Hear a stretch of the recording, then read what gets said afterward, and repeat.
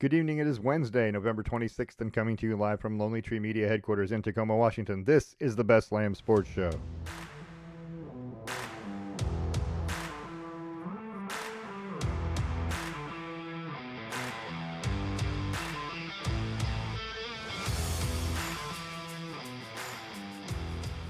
I'm your host, David Lamb. With me is my son, Parker. Say hello, Parker.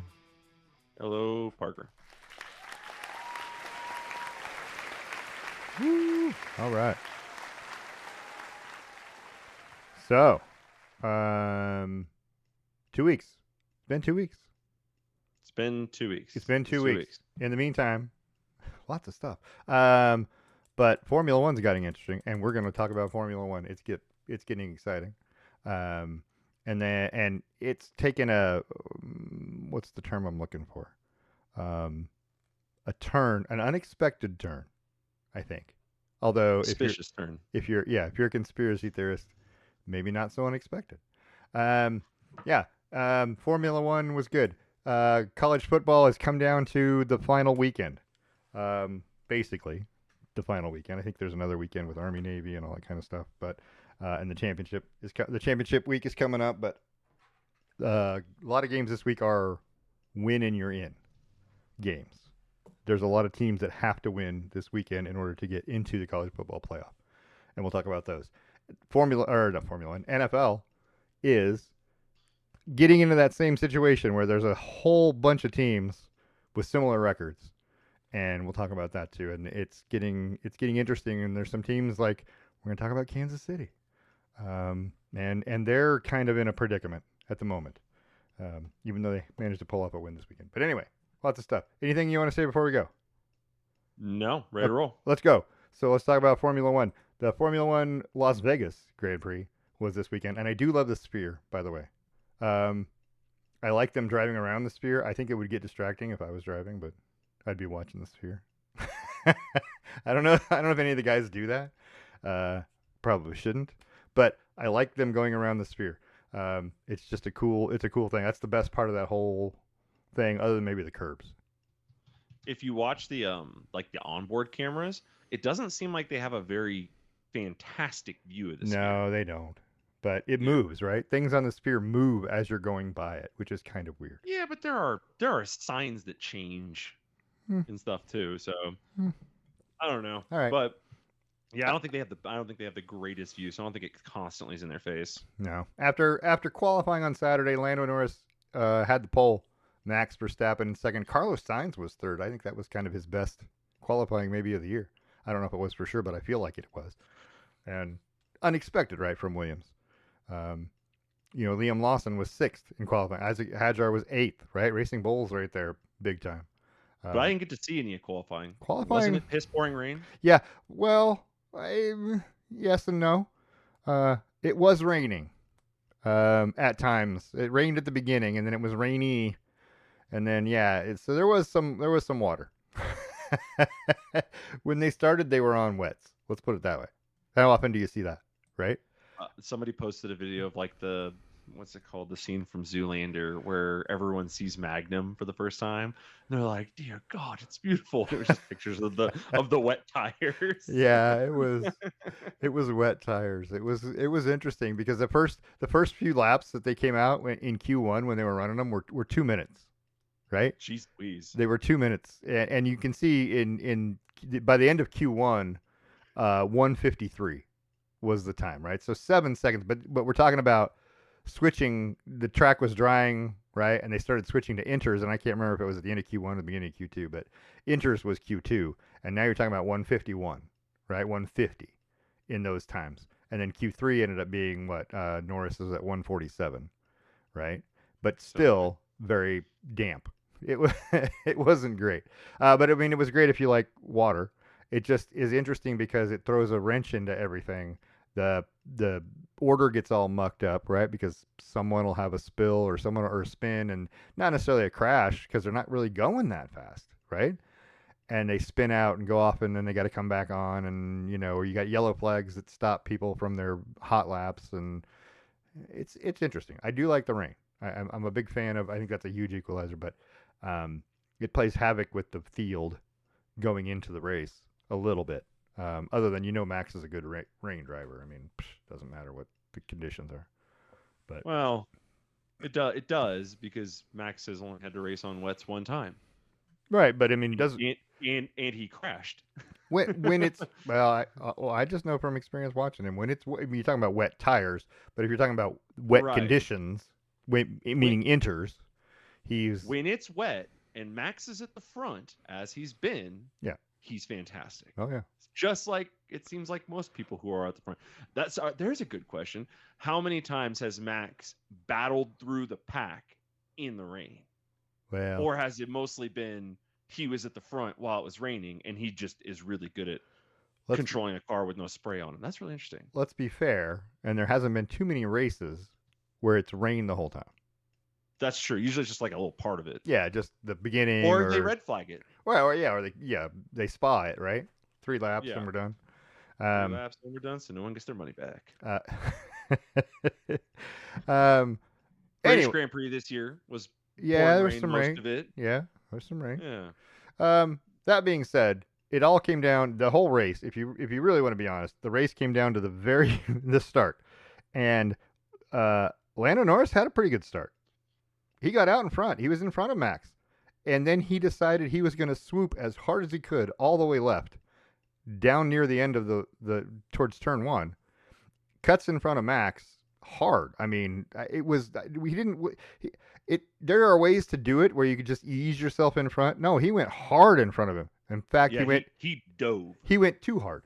And then he went deep into turn 1 and out the other side, and Max was in the lead and never relinquished the lead. Really, George Russell even took second at that point. Yeah, he was. Yeah, Lando was third at that point, and I was like, man, did he muck that up? Yeah, he really did.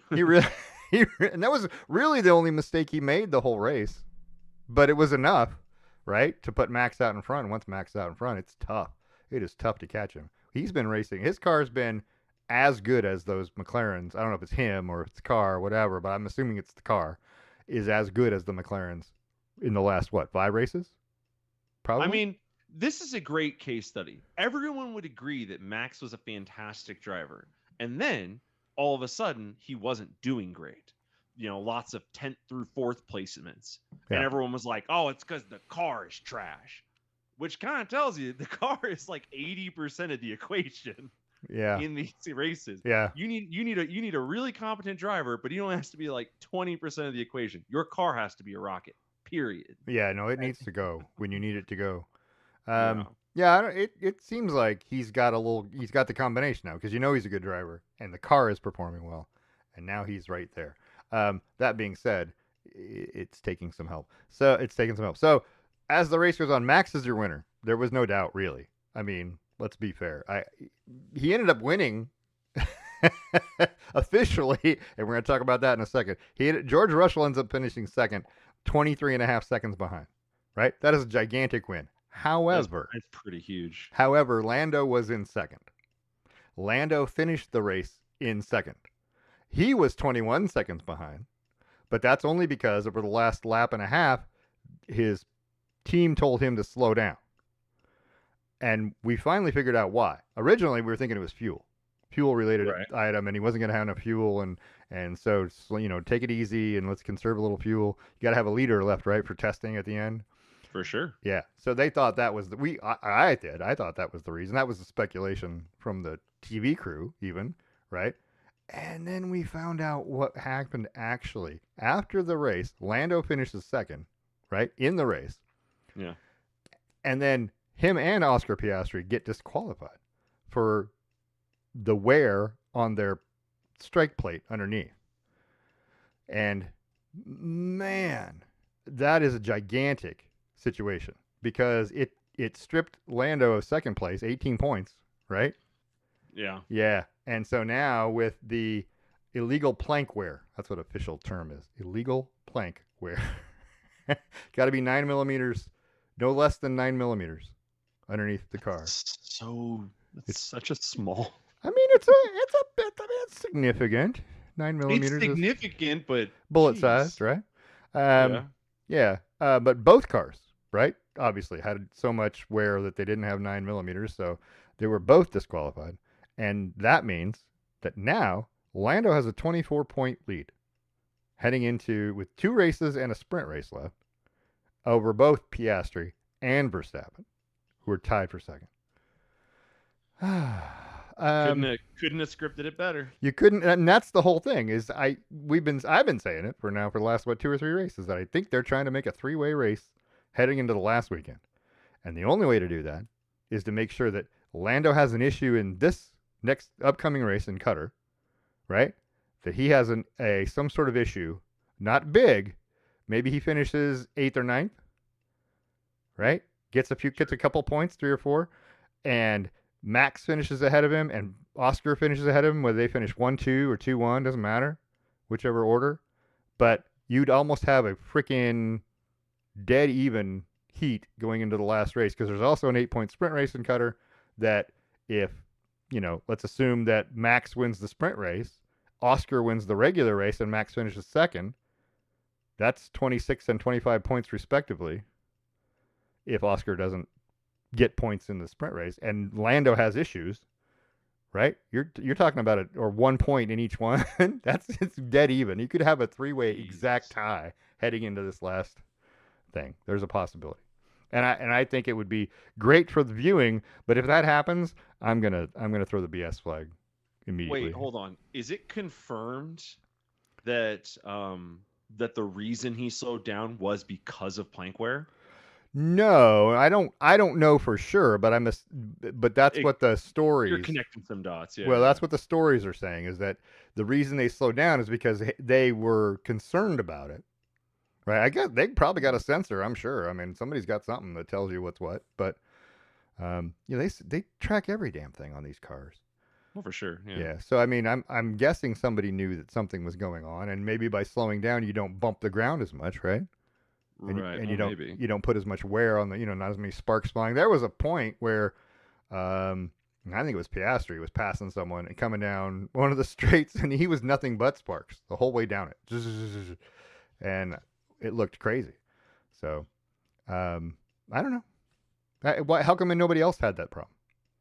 Right? Because they lowered the car a little. Also, it was it's a random. They were chosen at random, by the way. Fun fact. The team was chosen at random? I'm assuming it's team, yes. Yeah. They chose the team at random. Right. But damn. What first of all, there's 20 cars. You're talking random selection for 20 cars? Just measure all 20. Well, yeah, why don't they take them all? Why would you do random? Just make it mandatory. All right. In the MLB, there's 4,000 players or something like that, 2,000 players. Yeah, you can't drug test everyone. It would take forever. So you do samplings, a couple hundred players here, a couple hundred players there, constantly throughout a very long season. In football, they do it if you do something miraculous. Yeah. But McLaren didn't do anything miraculous this race. As a matter of fact, they kind of disappointed. Right. And they still got sampled. I don't know. So here's my prediction what's going to happen. Oscar and Max are going to finish 1-2, either order. In the race? 1-1-2. Yes, this next race. Okay. Lando is going to go out. Of the race completely? Of the race. Okay. Yep. All right. And you're going to be talking about like a 4-point separation between 3 guys. I'll go you one better. You ready? Yuki Tsunoda crashes into all the cars. Kicks everyone out all at once. Takes everyone out. I like that idea. No, I'll go you one better. Piastri finishes first in the race, right? Okay. Max finishes second. So that's 25 points for Piastri. And so he takes the lead back. And if Lando's out, right? No points, yeah. right? Okay. No points for Lando, so that would put Max. That puts Oscar 1 up. 1 up. But put Max 6 back. 6 back. But okay, Max hold on. Wins the sprint. But Max, hold on, back up. But Max finishes 3rd in the sprint. Oh, I see what you're getting. I see what you're doing. Right? Or 4th, sorry, 2nd in this. He has finished 2nd. 2nd in the sprint, and Lando finishes 8th to get that 1 point back in, right? Yep. And all of a sudden they're all tied. And it's a complete 3-way tie. It's possible. I'm just saying. There's a way to make it so that all 3 have the exact same number of points heading into the final weekend. One last race. And then don't be surprised if they don't qualify 1, 2, 3 on the last race. Jeez Louise. So they're all going to go into turn one like they normally do. Lando third because he's the diver. You see what I'm saying? I'm picking Okay. up what you're putting down. I feel like that's probably a thing. I mean, I don't know for sure. By the way, I love those trophies. I don't know what those are. I didn't really get a good, but the color, the way the style, I Of like the those. trophies, Yeah, I yeah, they're like pretty those. cool. Those are cool. But it's Vegas. You can get whatever you want. Yeah. That being said, it was an interesting race. It was. I mean, I don't know. The race itself was kind of boring, other than there was, what's Bortoletto was a rocket into who did he who did he crash Lance into? Lance Stroll. Stroll. He just took him out. Boom. Or Lance Stroll. Yeah, Lance Stroll. Finally on the wrong side of a wreck. Bortoletto came in so hot into him. I was like, whoa, dude, boom.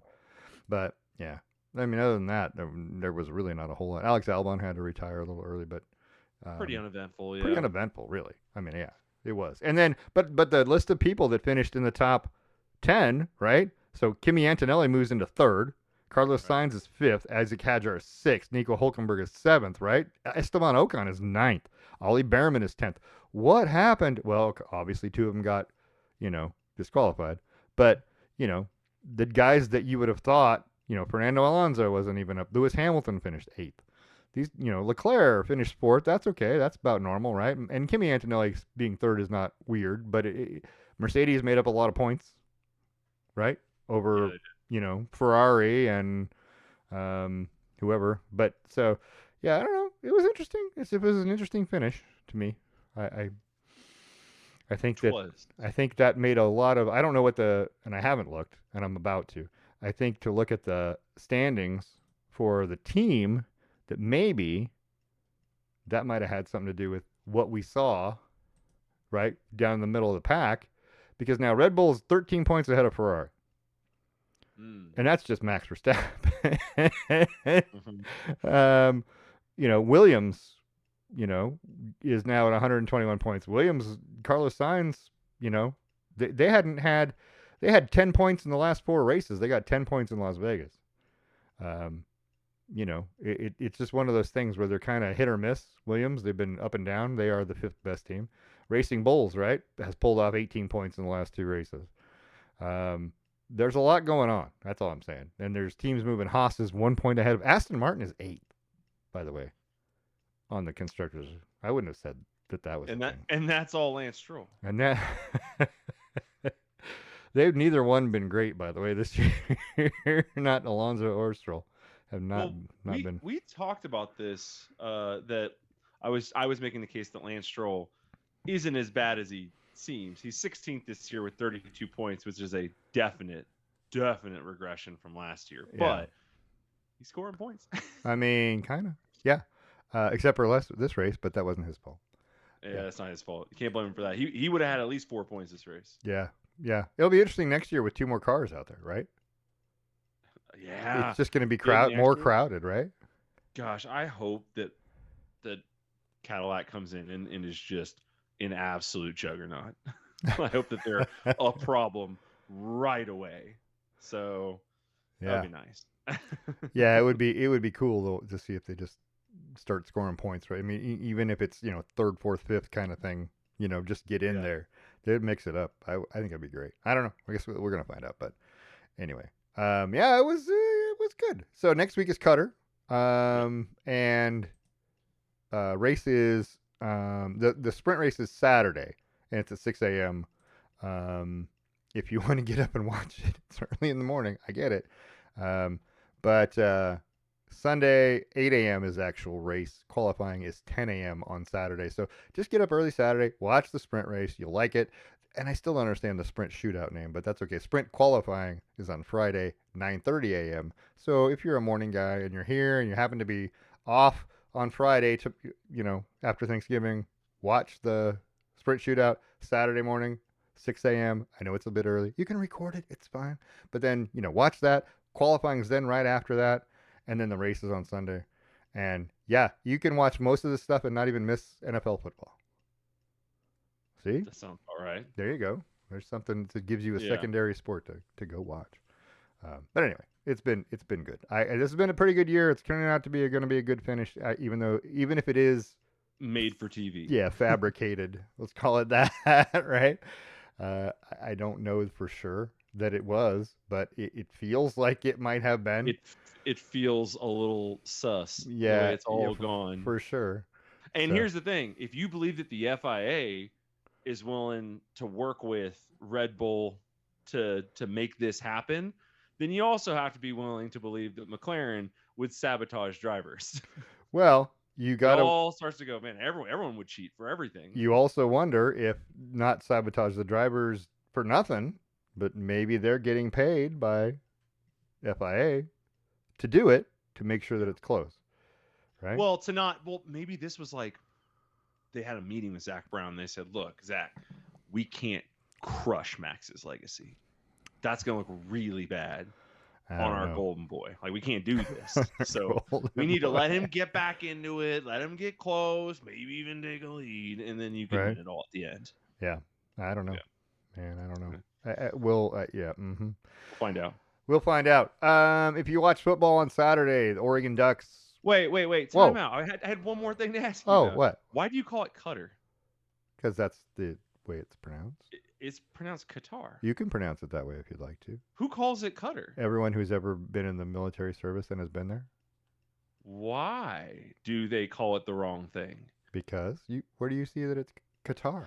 So I always thought it was Qatar. I Googled it. How is Qatar pronounced? And apparently there's two traditional ways to pronounce it: an English and an American and a British. The English way or the American way is Kuhtaar. That's phonetically Qatar. Yep.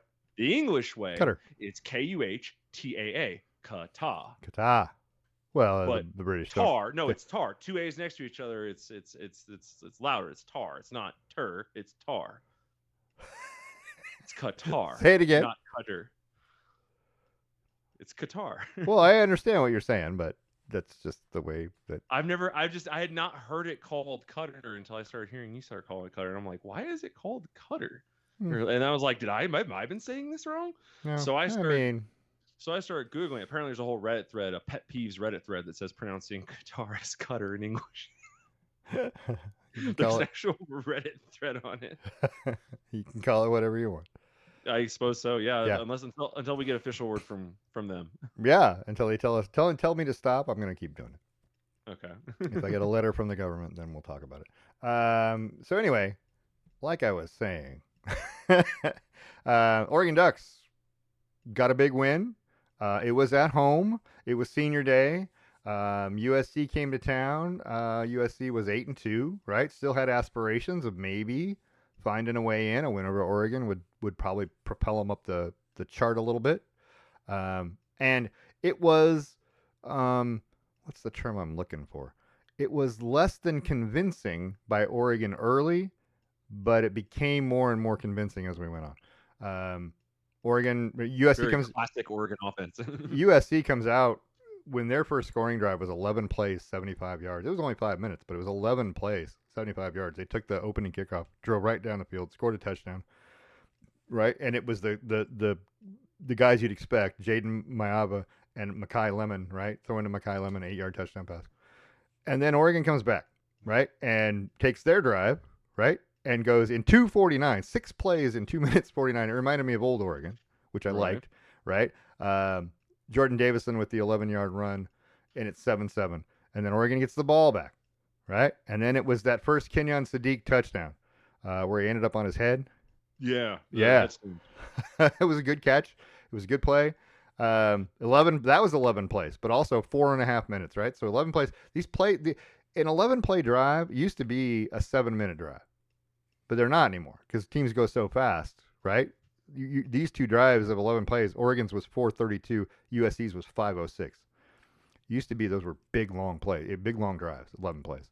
Anyway, Oregon takes the lead. USC comes back, right, and gets that pass from Makai Lemon. He throws a touchdown pass to Tanook Hines. Tanook Hines was a pain in the ass for Oregon all day. 6 catches, 141 yards, right, and that touchdown catch.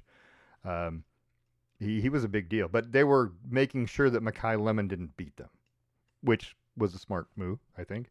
But anyway, the game gets broken open. Malik Benson, second quarter, with the 85-yard punt return, which was the first kick return I've seen in a while for You Oregon. were just saying, oh, it must have been 4 or 5 weeks ago that, or no, it was after we lost Indiana. You were saying that you haven't seen dynamic Oregon special teams in a long time. Yeah, it's true. And there you go. And there it is. Yeah, there. And then all of a sudden it showed up. And then just before the half, Oregon kind of put it out of reach. Really, I mean they took the lead for good with the punt return touchdown, but the next touchdown was the backbreaker. Bryce Betcher, the linebacker, Yeah. with the 1 yard run with Bear Alexander in there also blocking. There was 4 defensive Yeah, players that was out of the 11. that was great. But I am just gonna say this, and that was a 12-play drive, 5:56, and they score still with 2 minutes left. Anyway, I'm just gonna say this. Dante Moore was false starting on that play. A lot. He starts moving to the left well Yeah. before that snap comes out. Yeah. That should have been called. Anyway, There was a couple of times where Dante Moore, like when he claps or when he kind of does his little lean forward, he starts to lean back before the ball leaves a little bit. He gets a little bit of a momentum start. I don't know if it's much, but on that play it was pretty big. yeah. How do you Yeah, feel about these uniforms? the black with the green. This is like the second time they've worn these, right? So last year in the playoff game, we wore, or not playoff game, The Big against Ten Penn championship. State. Yeah, Yeah, we wore green helmets. I want to say it was green pants. maybe. But yeah, we haven't worn the black with the black pants and the green helmet. But I think this is the first time we've wore the black helmets with the black wings. Yeah, maybe. I don't know. I think that's kind of the plot twist in all this. Is it though? I mean, there's so many uniform combinations that I cannot tell you what I have and haven't seen before. Oh no, okay, hold on. So all right. So we did wear black and green last year. However, it wasn't wings, it was O's. Oh, that's a big difference. Yeah. Yeah, I'm really seeing the dramatic differences here. Yeah. Okay, that makes sense. Yeah. Yeah. But yeah, so we basically won this before. I like them. I like the black. It looked okay. This looked better than the. Oh, now I'm trying to remember the color combination with the white helmet that looked wonky. Oh, yeah, that we recently wore. Yeah, right? we recently, like last week or the week before, was it against Minnesota or was it? I can't remember who it was against. But anyway, yeah, they wore a weird combination. I was like, not my favorite. The black is good. I like the black. I'm a big fan of the black and the yellow because the yellow pops against the black and it looks really, really good. I don't think we have a jersey in our set right now that is black base with yellow. We have a yellow with black, With and those black, are Stomp Out Cancers, but Right. we do not have a black with yellow. Kind of interesting. Yeah. And then we also used to wear the carbon fiber color, the gray, right? The gray with yellow on it, or it looked really. I don't know. The yellow. I like yellow as the accent color better than the green. Yeah. Just it makes if you're gonna wear a dark home uniform, that looks great. If you're gonna wear a road uniform, I like the green as the accent color, white and green. I don't know. It is what it is. But anyway, what possesses you down 30? You score a touchdown and you cut the lead 35-27. What possesses you to go for 2? I mean, the analytics. I don't know. AI-driven analytics. There was no reason to go for 2. Let's be fair. You kick the 1, you're 6 points down or you're 7 points down. If you get the 2, you still need a touchdown. Right? Still need a touchdown. But yes, an extra point at that point would win the game, right? If you score on the left. Yeah. But I'm just like, okay, you needed that extra point. Why did you not kick that extra point? And does it have to do with missed field goals? Because each side doinked a field goal, right? Yeah. That would have been helpful. And then, of course, Oregon ends up scoring pretty late in the fourth. 5.5 minutes to go in the fourth. That's another 11-play drive in 6 minutes, right? 80 yards. Noah Whittington, 9. What do you have? 9 carries for 109 yards or something like that. He good. I mean, whew. It might have been 19 carries for 109 yards. That might be more right. About 5.5 yards carry. He's really good. I mean, he's only got 727 yards on the season. That's because they have 5 running backs. Yeah. I mean, he doesn't run it all the time. If they fed him with his average per carry, Oh yeah, he'd be a Heisman. 7.7 yards this Yeah, year. he'd be a Heisman Trophy candidate. You give him 7.7 yards. Go figure out who the leading carrier is for the season. Who's got the most rushing carries, and Well, multiply it times he's got 7.7. 95. Yeah, that's nothing So in that's a in lot of 11 carries. games, 9 carries. Yeah, in 11 games. I'm looking at the running backs now. Yeah, in 11 games, he's got 9 carries. Running backs, Jordan Davidson has 79, De'Ara Hill has 53, Jaden Lamar has 42, Dante Moore's got 50. So those are your next groups. De'Ara Hill is currently averaging the best at 8.5 per carry. Yeah, but I mean, like in the nation, who's got the most carries? Who has the most Oh, carries in the nation? Which running back has carried the ball the most times? And if you feed him like that at 7.7 yards a carry, right? If you had a yeah. guy who's got 200 carries because he carries the ball 20 times a game at this point, this guy's got 1,500 yards, right? So the most carries in the nation belongs to Jacksonville State's Cam Cook at 252 carries on the year, and he is also the nation's yardage leader at 1451. So he's averaging 5.8. Yeah, so Um, he's not even close. So what'd you say? 250? How many carries? 252. 252 times 7.7, right? Makes this a grand total of 1,940 yards. Yeah, I'm that's just a saying. lot. That's a lot. That's a lot of carries. That's a lot, and he still has a game left, right? He'd get another 25 carries or so, 20 carries or so, and that's Yeah, another 150 yards, right? So he'd be well over 2,000, almost 2,100 yards. That's Heisman Trophy numbers. I'll tell you who's killing it right now though. Where is he? Oh man, I just missed him. 7.3 yards. UNLV's guy has 116 carries, averaging 7.3 yards, 841 yards. That's a pretty good That's a ratio for pretty him. good ratio. That's pretty good. Yeah, but Noah Whittington is in the top 8 in terms of averages. Yeah. Yeah. So he's absolutely killing it. And then Jordan Davison's down there at 24th. Yeah. So Yeah. Mayava threw for 300 yards, 3 touchdowns. It was the best passing offense Oregon has faced this year. There's no doubt about that. But it still didn't matter. I mean, it just didn't matter. And Oregon, I didn't look. Okay, let's go look. Let's go look at the penalties. There were a lot of penalties in this game. a lot of penalties. There were a lot of penalties. Team stats, penalties. Alarming. Oregon had 11 penalties for 130 yards, and USC had 8 for 103.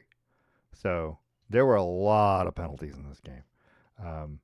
Yeah, they got to clean that up because those are costing. Those are big time issues. You know, there was a whole series where it seemed like they ran a play and got 10 yards and then got penalized 5 yards or 10 yards and went back and then went forward and then went back. You know, it just was, erg. Oregon's currently tied 28th in the nation for number of penalties. Tied with Oregon State, fun fact. 58 total penalties on the year. That's 11 of them came in that game. 58 total. So 47 in 10 games, 11 in this one game. In this one game. Yeah. But both teams take on who's the least penalized? Least penalized team in the country. Least penalized team in the country. We've played them. Rutgers. It is Iowa. Oh, although Iowa would be Rutgers is like 6th on this list. Yeah, 43 penalties. Iowa has 30. Yeah, Iowa's a very well disciplined team, but they only run 10 plays a game. So, yeah, it's really hard to get. It's hard to get penalties when you're only playing 10 plays. Yeah, it was a good game. It was fun to watch in that, it was back and forth a little bit, and then Oregon kind of pulled away, and that was good. Kenyon Sadiq with his that second touchdown pass where he catches it in the air, right up high, and just kind of carries it into the end zone. You see all the muscles. Yeah, that man is a solid unit. He's just a brick. Yeah, he's a brick. And he's going to be a nightmare for somebody to cover. They may just move him to wide receiver in the NFL. He may not play tight end because he might not be quite big enough. But so he's listed as 6'3", 245, which means he's probably 6'1 3/4. Yeah.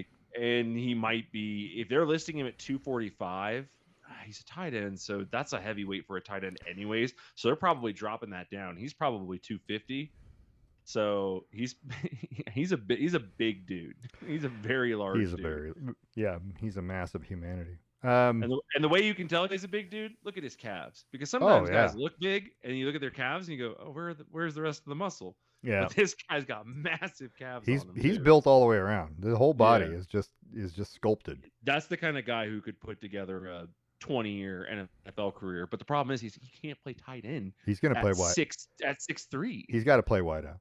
He's going to which play means wide. he's going to need to impress in the 40-yard time. Yeah, he's not slow either. I mean, and he's got great hands and he runs great routes. So Yeah. it might not be. He may not be your a number one wideout. He's not your speedy guy, but he's reliable. He's gonna be. You're gonna be able. Maybe he's a honking slot receiver. Yeah. Well, yeah. Make a That- linebacker line up over the top of him or a strong safety. Yeah, it Yeah. kind of doesn't make any sense because you can't think of like, oh, you're going to transition from tight end to a slot receiver, but maybe that's his role. Yeah. It's I ridiculous. don't know. Yeah. On a national level, number one Ohio State with a 42-9 win over Rutgers. Texas A&M. Well, the SEC, by the way, had the week off with the exception of a couple of teams. Right? They do this every year. The next to last game is, for example, number 3 Texas A&M played Samford, 1-10. Not Stanford, Samford, who is 1-10 coming into the game, is now 1-11 after a 48-0 blanking. And these teams, obviously, they take it because they're getting a payout, right? Right. That's why you go there. Charlotte, 1-9 Charlotte, played at Georgia and lost 35-3, and they're now 1-10. But this is the last year it will happen. Right, because they're going to go to After 9, this right? year, the SEC drops. They move to 9, but not only do they move to 9, your non-conferences are played in the first 4 weeks of the season. Is the other part of that. It'll be so there interesting. will be no late season cupcakes unless it's in conference. It'll be interesting. At which point you can't do anything about that. Big games. Oklahoma did beat Missouri 17-6. That was kind of a struggle. It wasn't a great win for Oklahoma, but Missouri's offense did not look very good in the game, to me. And so, it was 14-6 at the half. Ended up being 17-6. Second half was boring. There was a couple of games like that this week. But yeah, Oklahoma still in the top 10 in the college football playoffs. So we'll talk about that in a minute. Missouri is out in terms of everything, right? The SEC championship and everything. They were probably eliminated already, but that didn't help. Notre Dame with a 70-7 win over Syracuse, and it was Syracuse's worst loss in the history of Syracuse football. I find that hard to believe. But the storied history. Well, they've had some players.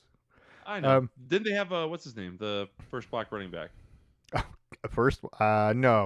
The first one was. Who am I thinking of? Brown. You're thinking of Jim Brown. He did play there. He did play there. Yeah.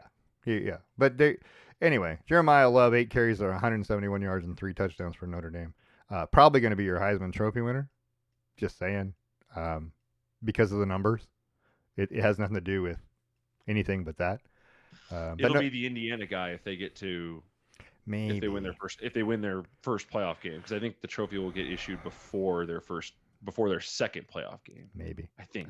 I don't know. Alabama had a bye. They beat Eastern Illinois 56-0. BYU got a big win on the road, right? Number 11 BYU with a 26-14 win at Cincinnati. Cincinnati's not a gimme, but they managed to win, so that's a good road win. Utah struggled, but found a way to win in the second half, right? 51-47, and I didn't get to watch any of that game. I wish I had, over Kansas State, who's now 5-6. So it doesn't look like a great win, but it was a big. I mean, Utah scored 44 points over the last 3 quarters to come back to win this one. I mean, anyway, Miami with a win at Virginia Tech, 34-17. We'll talk about the Miami Notre Dame argument here in a minute. Vanderbilt beat Kentucky 45-17 in Nashville to remain. They still have a chance at a playoff spot, with some chaos.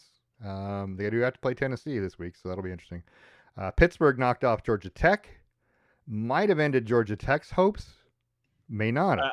I think they did. You may have, but Georgia Tech, and I say maybe because they play Georgia this weekend, and I suppose that's true. A win over Georgia to go 10-2.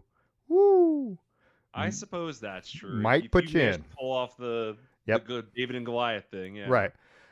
Texas basically had an in-conference bye because they played Arkansas, but it was 52-37. Texas did score 52 points. That was kind of impressive. Arch Manning with 389 yards and 4 touchdowns. But it is Arkansas. They haven't won an SEC game. Michigan with the win on the road at Maryland. Michigan's hopes are still alive technically, and they've got Ohio State this weekend, so maybe Tennessee with a 31-11 win over Florida. Remember when everybody said, wow, Florida's a dangerous team? They're 3-8. Okay. Yeah. With a Florida State game coming up. They got the rivalry game coming up. Wisconsin knocked off Illinois 27-10 in Madison. Illinois was a ranked team. They're still a decent football team. TCU beat a ranked Houston team at Houston 17-14. And then Tulane kept their hopes alive for a playoff spot, 37-13 win over Temple on the road.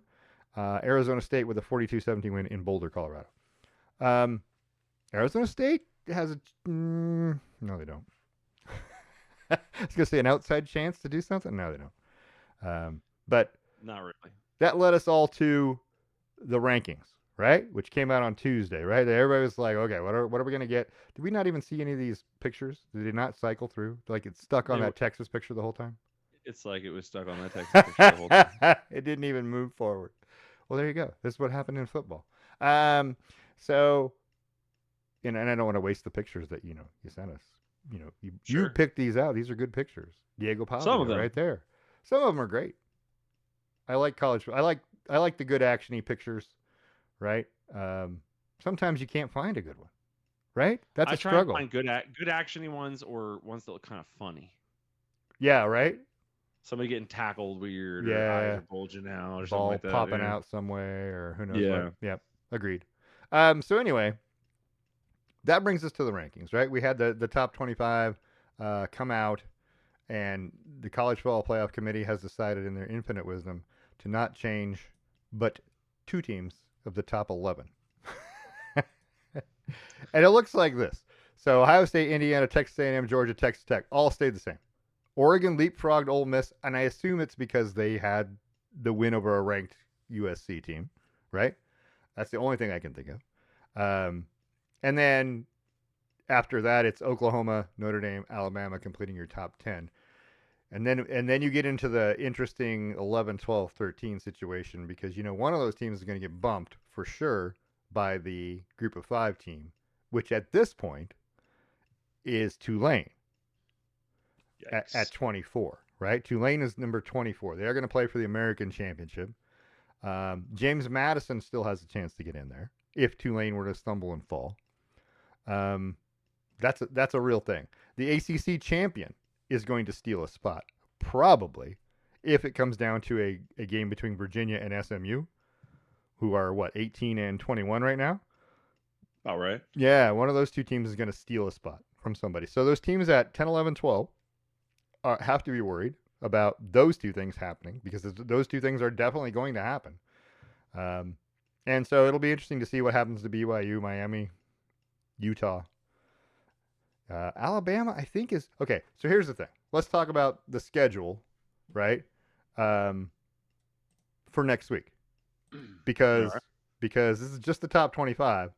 Oh, I hate the schedule. I didn't mean schedule. I meant scores. Once we get to there, week 14, right?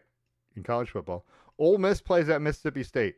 Is this a playoff game for Ole Miss? If they lose to Mississippi State, can they fall out?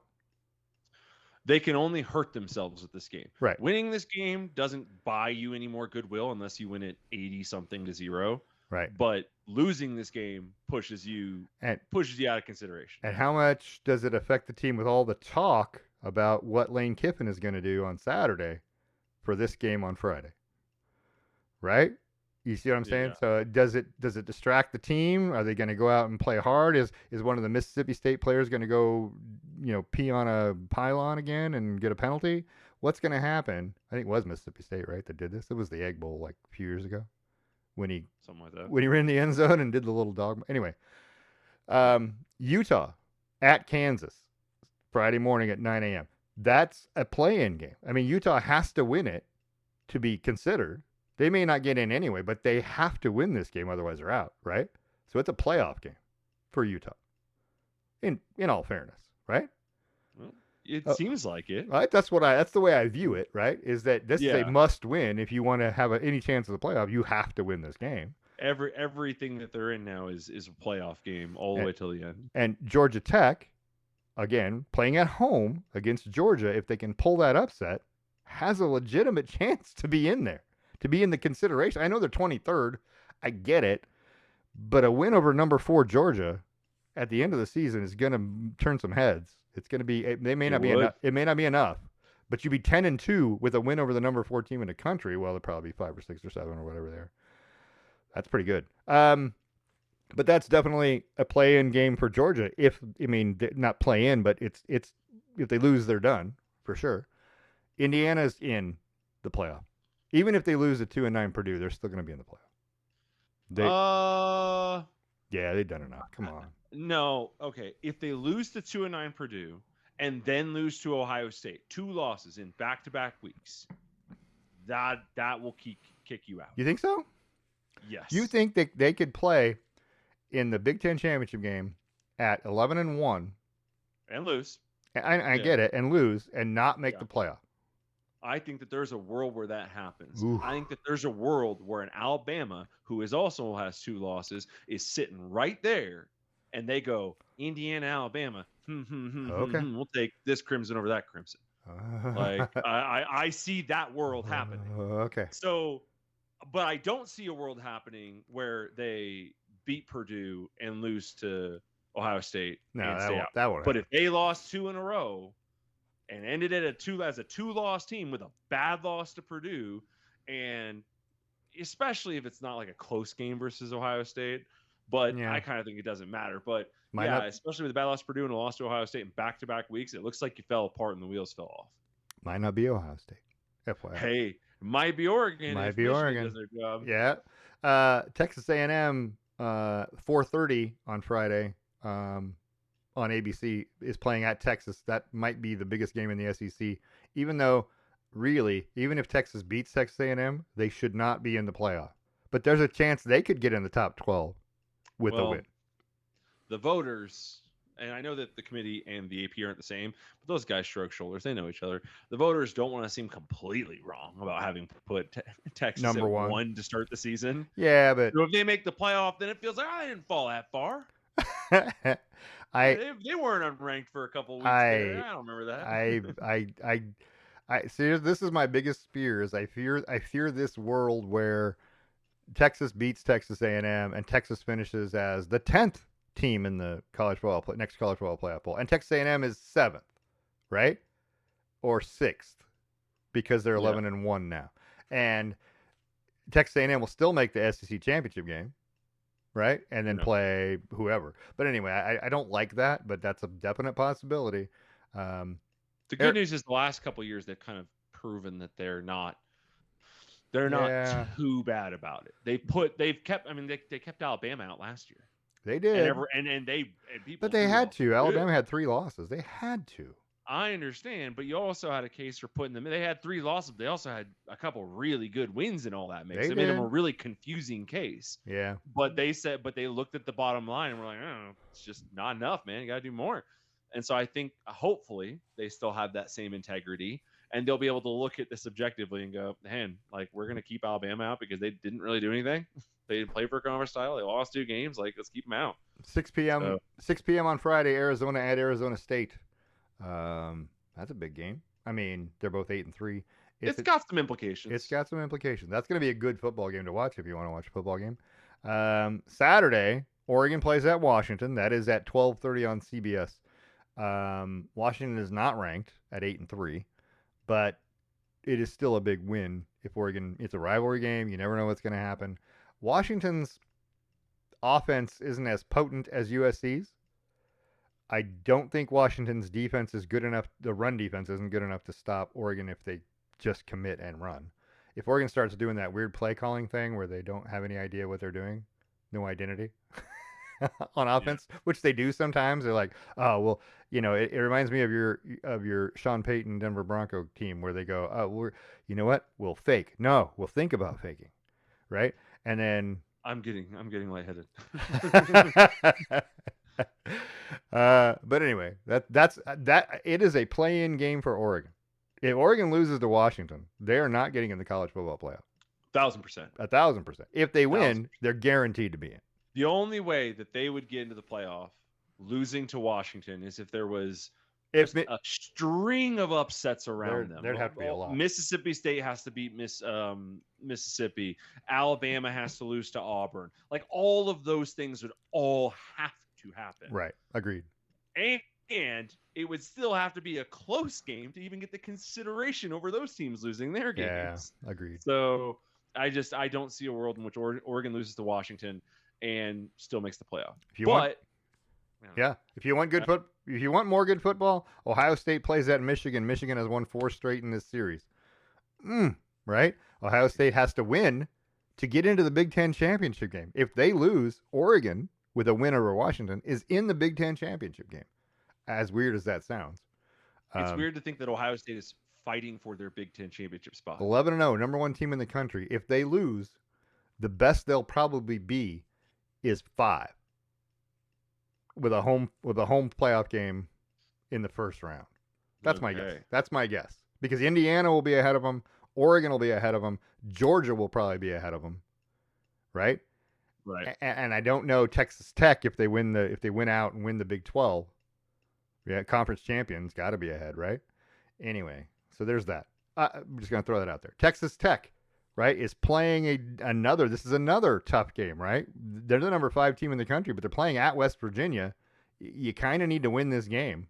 Otherwise, you might not go to your conference championship game. Right. Yeah, and that's going to struggle, right? Miami plays at Pittsburgh. If Miami loses, they're out. And Pittsburgh's already out. Right? On the road, Texas Tech, Ohio State, Miami all play on the road for these games, by the way. BYU plays at home against UCF. They have like the easiest route, and they're number 11. So there's a chance that there's that. Oklahoma's in a win and you're in, lose and you're out situation. If they lose to LSU, they won't be in the college football playoff. Yeah, LSU is a good team, don't get me wrong, but if you lose at home to LSU, who's 7-4, you have a chance that you don't make the playoff either. You've got some convincing to do. Because you'll have 3 losses and you'll be ranked at best 12 or 13. At best. At best. Vanderbilt plays at Tennessee. If Vanderbilt wants to get in, they have to win, right? And that's on the road in Knoxville. There are a lot of road games here where I go, geez, this is rough. It's really shaping up for a good final week. Virginia plays Virginia Tech in Blacksburg, not Blacksburg, that's Virginia Tech. Charlottesville, right? So they have a chance to wrap up a ACC championship game slot against Virginia Tech. That's a big deal.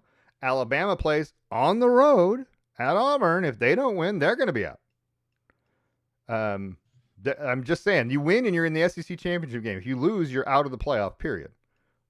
Alabama has the most to lose, to be honest with you, of all of these teams. They're going to be go from a chance at a conference championship to out. UCLA USC, probably one of the most visually stunning football games when they both wear their homes, the blue and the red, look just beautiful. That's at the Coliseum, the LA Coliseum. That's later in the day. Tulane has Charlotte, who hasn't won a conference game. They're probably going to punch their ticket to the American Championship game. We'll see what happens there, but they might be your group of 5 team, which is going to be at best 20-something, right, in the poll, which is really going to tick some, I hate to say it, Miami fans off when they get bumped. SMU plays, again, with a chance to win and to go to the ACC championship at California, who's 6-5. SMU has a chance to make the college football playoff if they win this game and win the ACC championship game. So there's that. And then Notre Dame plays at Stanford. A lot of scenarios. Everybody plays on the road. Everybody who has something to lose is really playing on the road, right? And that's got to be, Oregon on the road, Miami on the road, Vanderbilt's on the road, Alabama's on the road, Ohio State's on the road, Texas A&M's on the road. They don't have a lot to lose. They're still going to be in even if they lose. Indiana, who you're talking about, is on the road. Georgia on the road. Yeah, but Purdue is terrible. Purdue is terrible, but it only takes one time, and it's a rivalry game. You never know, right? It only takes one guy to all of a sudden be good one day for just a minute. And also, I say all the time, bad teams get up and win garbage games late in the year for ticket sales. Normally, I say that in the NFL Yeah. because like you're tanking, you have Yeah. something to Season gain. You know what I mean? tickets To next gain. year. Yeah. But I see that crap all the time. We're late in the season. Some team will just get up and beat someone they got no It's business beating. and So maybe this is it. and you wonder if it's like that same feeling where you played at the absolute worst round of golf in the history of your life, right? Yeah. And you go to 18 and you birdie. And you And you walk go, and you all walk away right. going, "Yeah, let's do this again next week." I know I shot 120, but let's do this. But Let's do this again because that felt great. Yeah, and that's what they're doing, right? They're just selling season tickets for next year. yeah, exactly. That's why like late season rivalry games in the NFL where it's like a team that's in and a team that's definitely not. Yeah. That's a dangerous game. Seahawks Cardinals in week 17 is a dangerous game for the Seahawks. And I'm just gonna throw this out there. Haynes King of Georgia Tech has 2,500 passing yards this year, right? 2,516. He is 125 passing yards short of Mendoza of Indiana. 125, right? At Georgia Tech of all places. But he also has 883 yards rushing and 15 touchdowns. Oh, if he pulls that to So problem, if he just lost though. If you start telling me that Mendoza is a Heisman Trophy candidate, candidate, Haynes King is a Heisman Trophy candidate. He should be based on that. I agree. However, winning is also very important. I don't know. There's only been a couple guys to win the Heisman despite not being winners. You got last year, Travis Hunter. They lost 4 games. Yeah. But he wasn't the quarterback. Quarterbacks losing doesn't happen as often. Johnny Manziel's the one that comes to mind. They lost 4 games the year that he won the Heisman. Yeah. But also he threw for like 4,000 yards. Yeah, well, yeah. But so he had Mike Evans catching them all. But right. But yeah, so if you're a quarterback, your stats have to be unbelievably great and you have to win most of the time. Yeah. So it's kind of tough. I think who are currently the Heisman favorites? Is it? I know Mendoza is one of them. Yeah. Will Jeremiah Love. Wow. Jeremiah Love's got to be the favorite. I think. That says Will Jeremiah Love. I thought it said Will Jeremiah Love. No. I thought that was his name. No, Jeremiah. Who goes by 3 names? He's got to be the favorite, in my opinion. Julian Sands third. Julian Sands is one of those guys. I personally don't get any feelings watching Julian Sands. I'm like, this guy is the most vanilla quarterback I've ever watched in my life. Well, and it's easy when you have wide receivers that are that good too. I mean, it's, right when you got running backs who are 5 stars and wide receivers who are 5 stars, and your defense turns the ball is the best defense, and they keep giving you opportunities to do it. Right. Being fair, we could say the same thing about Oregon. It's true. We got a bunch of 5-star receivers, and it's true. We don't really have 5-star running backs though. We never really get like name running backs. We have a bunch of injured 5-star receivers right now. So that's true. Yeah. Currently throwing to number 6 on the depth chart. Agreed. Anyway, so all of that being said, I decided that we needed to figure out another way to rank these guys because I don't like the committee approach. I don't like the formula approach either. The way they had it before, because they used polls and some sort of crazy formula. And did I just lose you? Are you out? Did it just drop my call? Seriously? And is there a time limit, I guess is the question. So we're finding out about teams right now. We're learning more because maybe my internet decided it didn't like to do what it was doing. There he is. Yeah. Well, that one was on me. Was it? Yeah. Because I do it through the internet, not on like an app because my computer can't support the app anymore. So I went to type something in the bar to search something. Yeah. And I typed it in the same bar as the site I'm on. And it just went, and I went, why did it go quiet? And I looked down. Oh, crap. I checked my connections. I checked my levels. And then I looked up and went, I'm not even on the website anymore. Oh, no. All right. So bear with me. Right? Yep. Here's what we did. Here's what I did. I decided we're going to have a new and improved college football playoff ranking system. Right? All right. So here's the rules are easy. I mean, this is an easy thing, right? You get points awarded to you for wins and losses, points or taken away, depending upon the loss, right? Okay. So 2 points for a win over a current college football playoff top 10 team. Current, not when you beat them at week 1.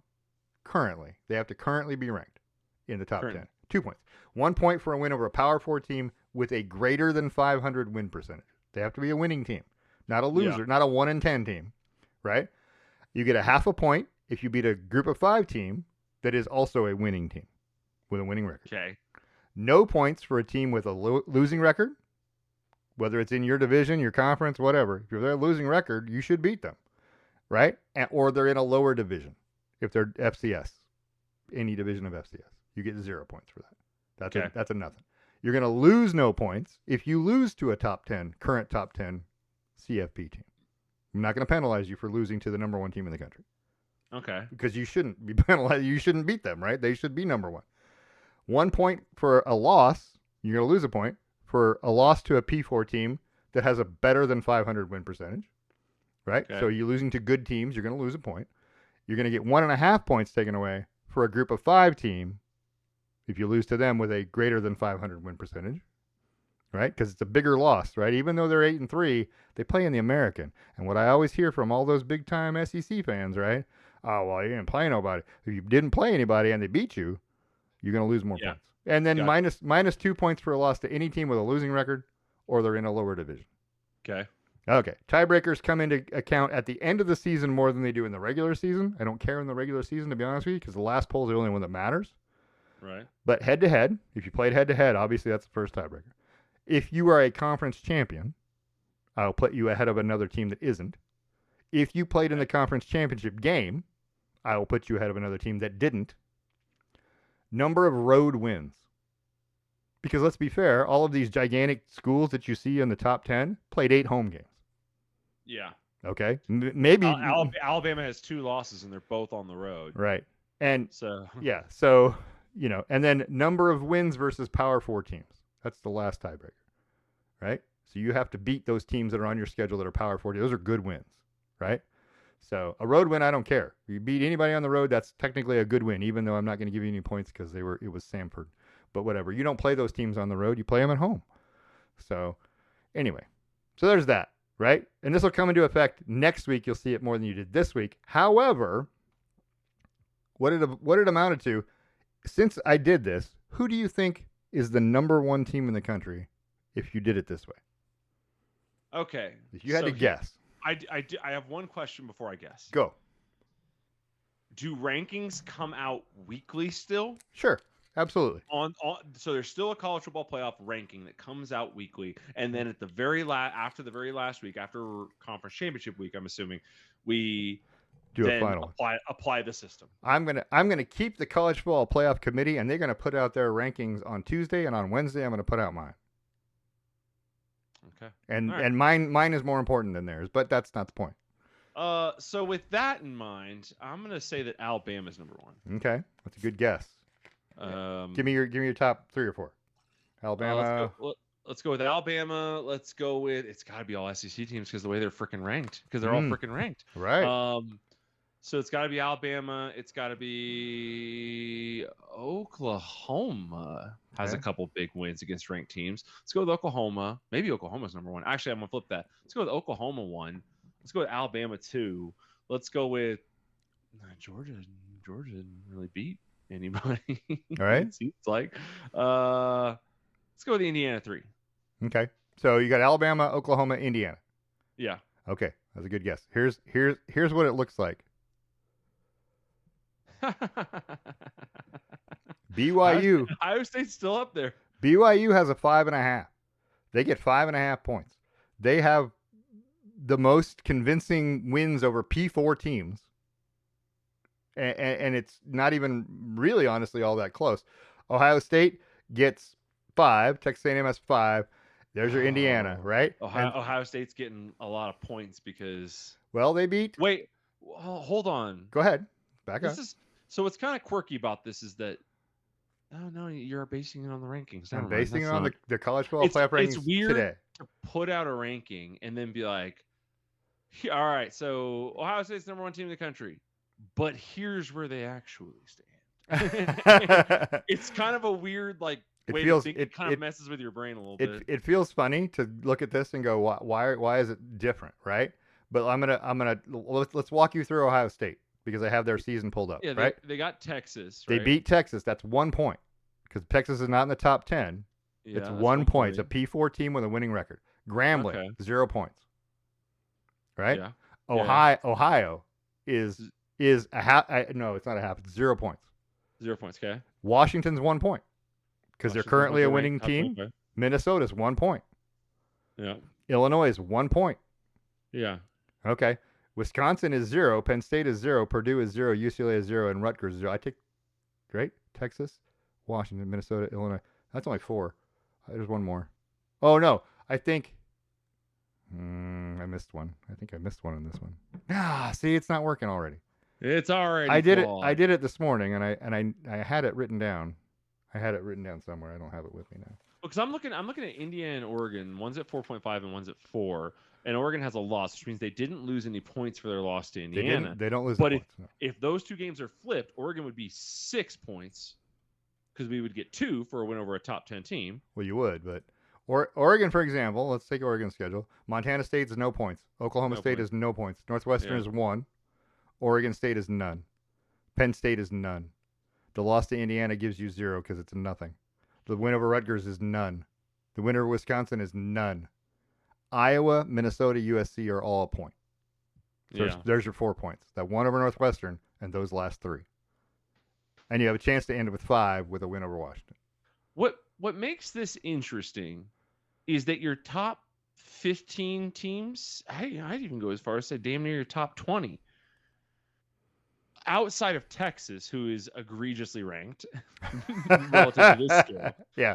They're all kind of where they are. It's similar. It is very similar. Miami's, I think, 13 right now. Alabama's a little higher in this than they are. I think they're Well, at 10 right now or something like that. So it's like they're close. The teams that are suffering, Texas Tech is a 2. Texas Tech hasn't beaten anybody, by the way.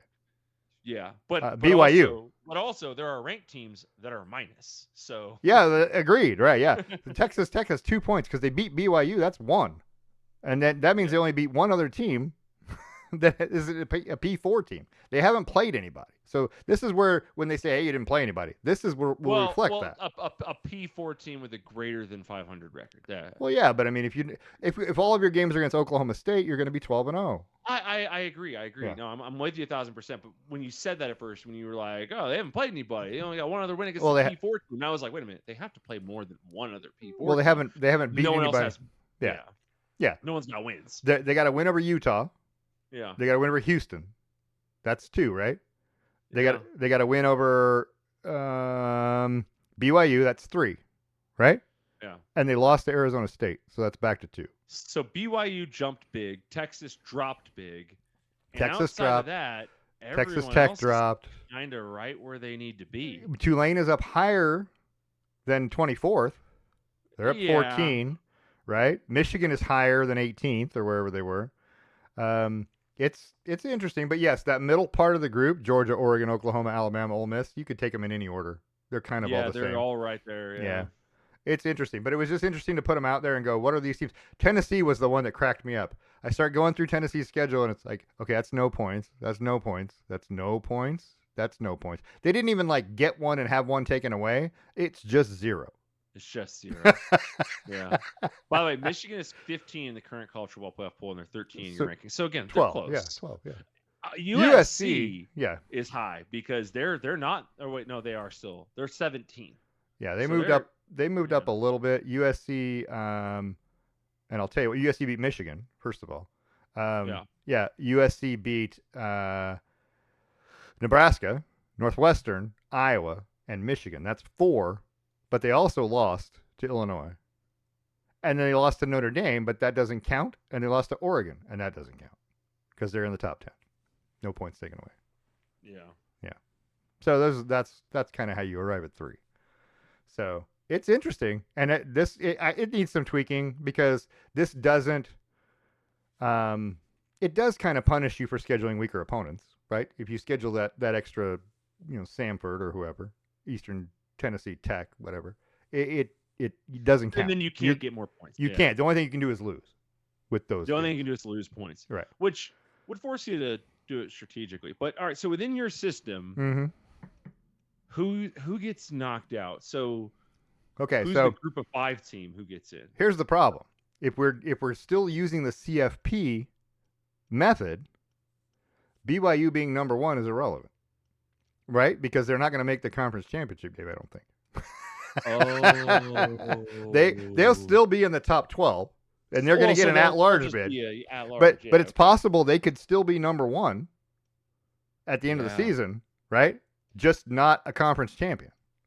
Damn. Really sucks to lose games. It does. It really does. Can't lose important games. Yeah, I don't know. It's interesting. I don't know. I just was throwing it out there. There's other things I could add into it, other point things, but I just wanted to go by your schedule because everyone complains about schedule. Notre Dame and Miami have been bitching. Well, Miami fans have been bitching, right? We beat Notre Dame. How come we're ranked behind them? Well, you also lost to 2 unranked teams, right? Notre Dame lost the first 2 games of the season to 2 ranked teams and is 9-0 since. Miami started out 6 or 7-0 and then lost a couple of games they shouldn't have lost, right? And so the feel is Notre Dame is better than Miami. If they play right now, I'd put my money on Notre Dame to beat Miami. I feel pretty confident in that. And I don't like Notre Dame. So, And I don't like Notre Dame. yeah, I don't even like them, but I would bet Notre Dame against Miami. This would make some interesting if you just took the top 12, and I'm not saying you can because you'd have to throw in Tulane, right? So let's dump Michigan and put Tulane at 12, right? In this scenario, assuming this stayed, your buys BYU, Ohio State, Texas A&M, and Indiana, right? Georgia plays Tulane, Oregon plays USC.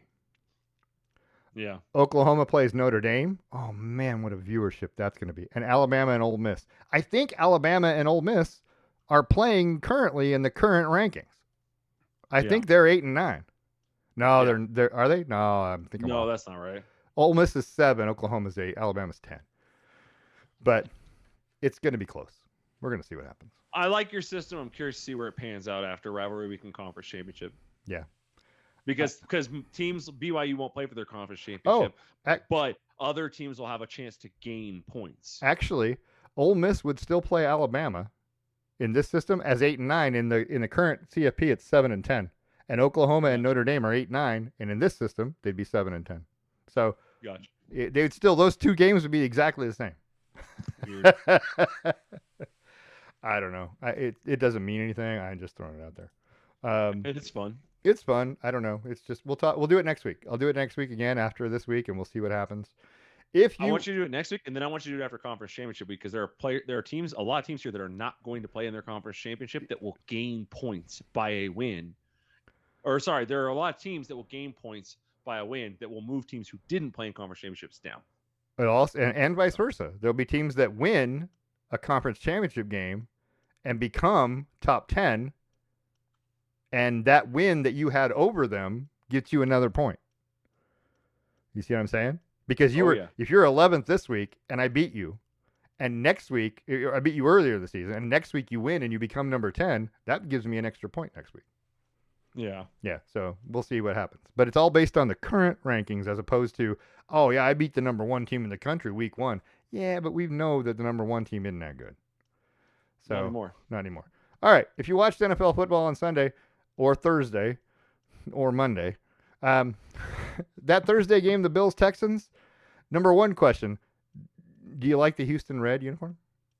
The Houston Reds? The red uniform? I like their uniform. I like the way that they wear them. I like it with the black helmets and the black pants and things like that. Or sorry, the red helmets and the black pants. Is that right? Red helmets? Well, normally it's I think it's technically navy blue.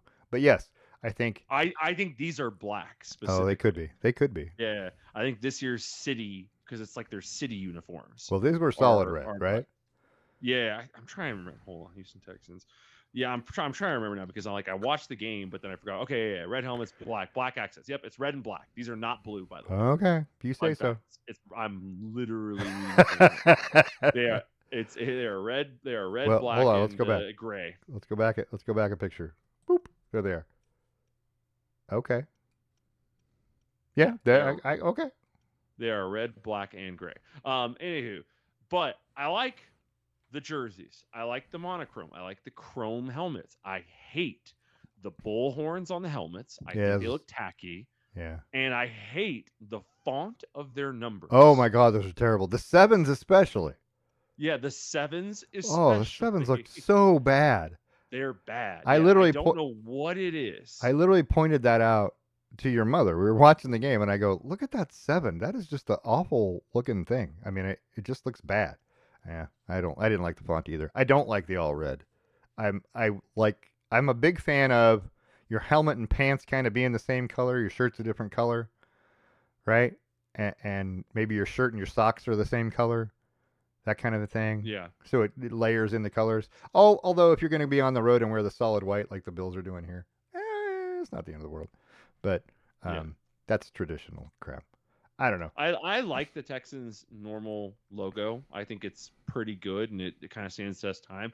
But the weird horns on the helmet is just I don't know. I'm kind of over it. Like Yeah. it doesn't look that good. You could have wore a chrome dome with a blacked out bull helmet, a bull logo. Like you don't need to tell the idea that you're. And I know this is counter because the ducks technically simulate wings on there. It's like simulating an appendage of an animal. Right. It's like it's kind of strange. But with the horns, what I don't. Okay, I think it has to do with the shoulders. The shoulders also have horns on them. Yeah, it's weird. So am I to believe that this bull in particular has It's four horns. horns? Yeah, it could be. Could be. Well, the minute. Two on the head, maybe you take them off the arm, and then let's reassess. So the Houston This has been the Texans, fashion minute. the Houston Texans really harassed Josh. This is the second year in a row that Houston did this to Josh Allen. Josh Allen is 24 of 34, which isn't terrible, 253 yards, yeah, but no touchdowns, 2 interceptions. He was sacked 8 times in this game, and they did it to him last year, and they beat him last year. So there's always that team. And apparently for Buffalo, it's Houston. And what's that saying about Buffalo right now? I feel like Buffalo is kind of on the struggle bus at the moment. James Cook had 116 yards and a touchdown. He looked good, although 45 was on one play. But still, they just didn't look right. Their defense, the Houston defense was doing it to them all night. And this was another one of those games where in the second half, you could have taken a nap. I mean, there were 11 possessions in the second half, full possessions. I'm not counting the end of the quarter one, but 11 full possessions, 2 ended in field goals, and the rest of them were either punts or interceptions. I think there was a fumble. You could have taken a nap and really not missed a damn thing. It was all right. It was boring. But it's a big win for Houston. They're right back into, you know what I mean? They're only 2 games behind Indianapolis, 1 game behind Jacksonville. It is now a race in the AFC South, if you're keeping score. But it puts Buffalo into a weird position. Buffalo is the 7th seed in the playoffs right now. Just FYI. And is in danger of losing that to Kansas City or somebody else. Who knows? I'm just saying.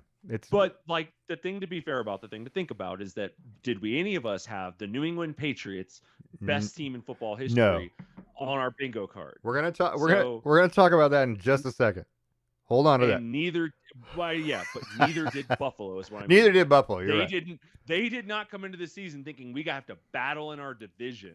They thought we take care of our division easy, and then we'll just win 50-50 the other games. You'll walk away with 12 wins. You'll be a 1 seed or a 2 seed. You're good to go. Sure, I agree. Yeah, I think that's expect to be losing division games. I feel like that's probably what they felt, but it hasn't quite turned out that way.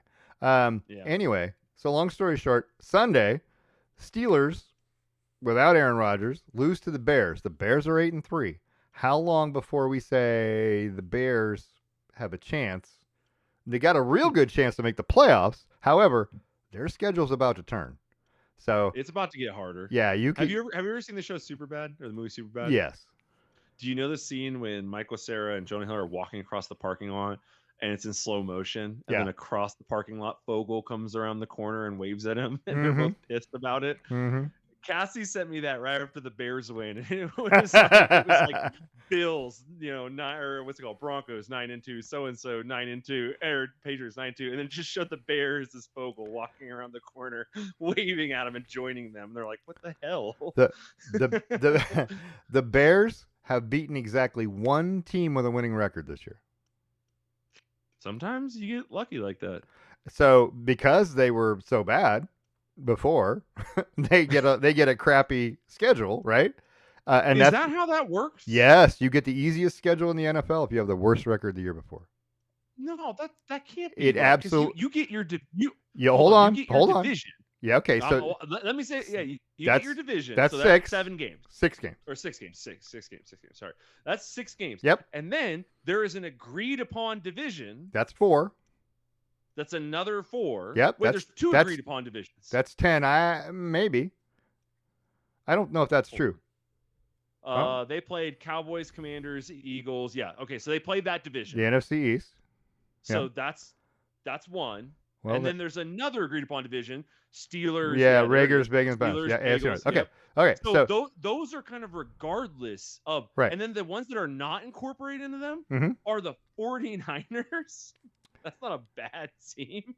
Well, you're still playing some decent teams. The Saints in this mix. The Saints are a decent team. Yeah. Well, no. Okay. No. I mean, the Saints and the Raiders. Yeah, that's okay. So maybe that's how you get right the best, the easiest. Schedule, you can't outside of your division and the agreed upon conferences. Right. We will give you.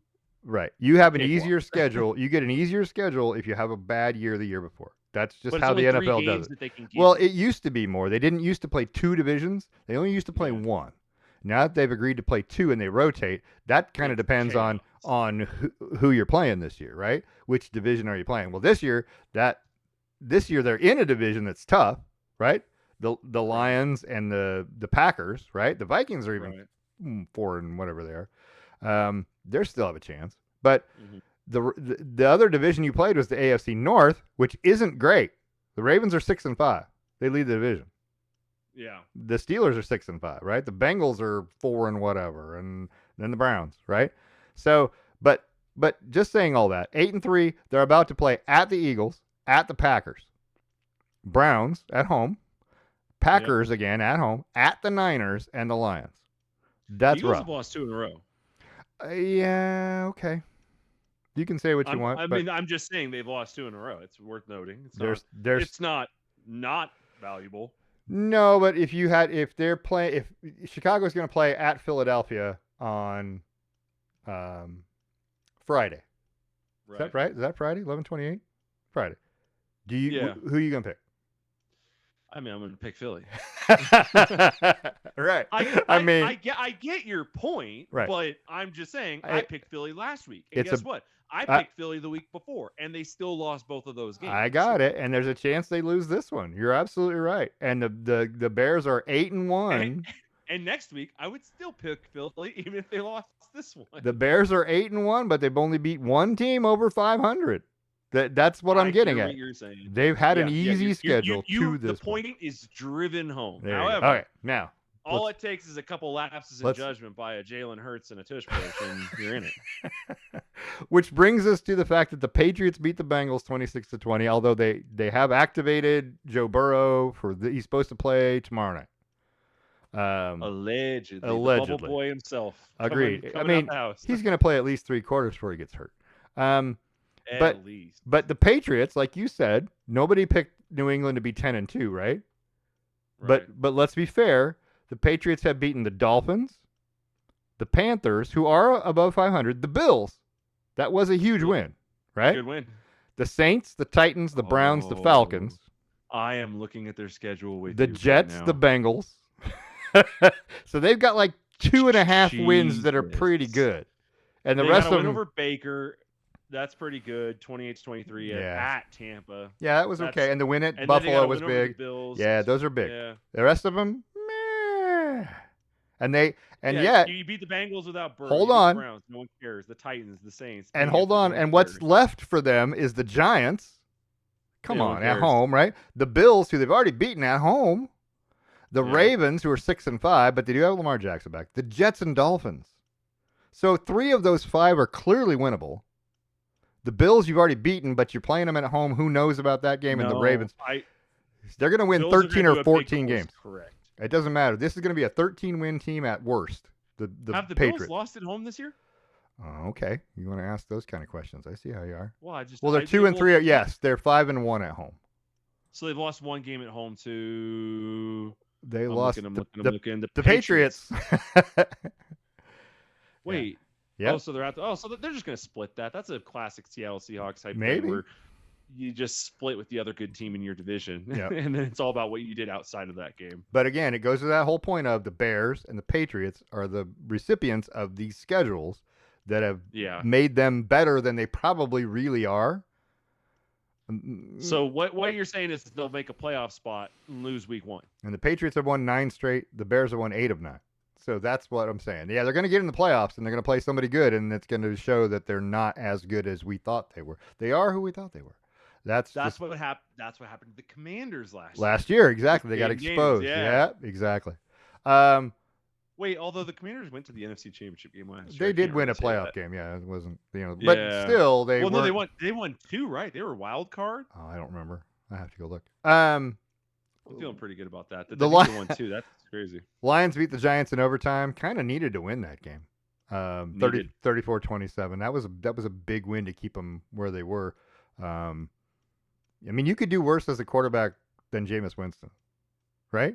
366 yards and 2 touchdowns. Jameis Winston is a gunner. Touchdown he caught? Yeah. Where he shucked that guy off, did a little spin Rooney Dooney, ran to the end zone, and then danced it out. Yeah. Yeah. That was the most Jameis Winston thing I'd ever seen.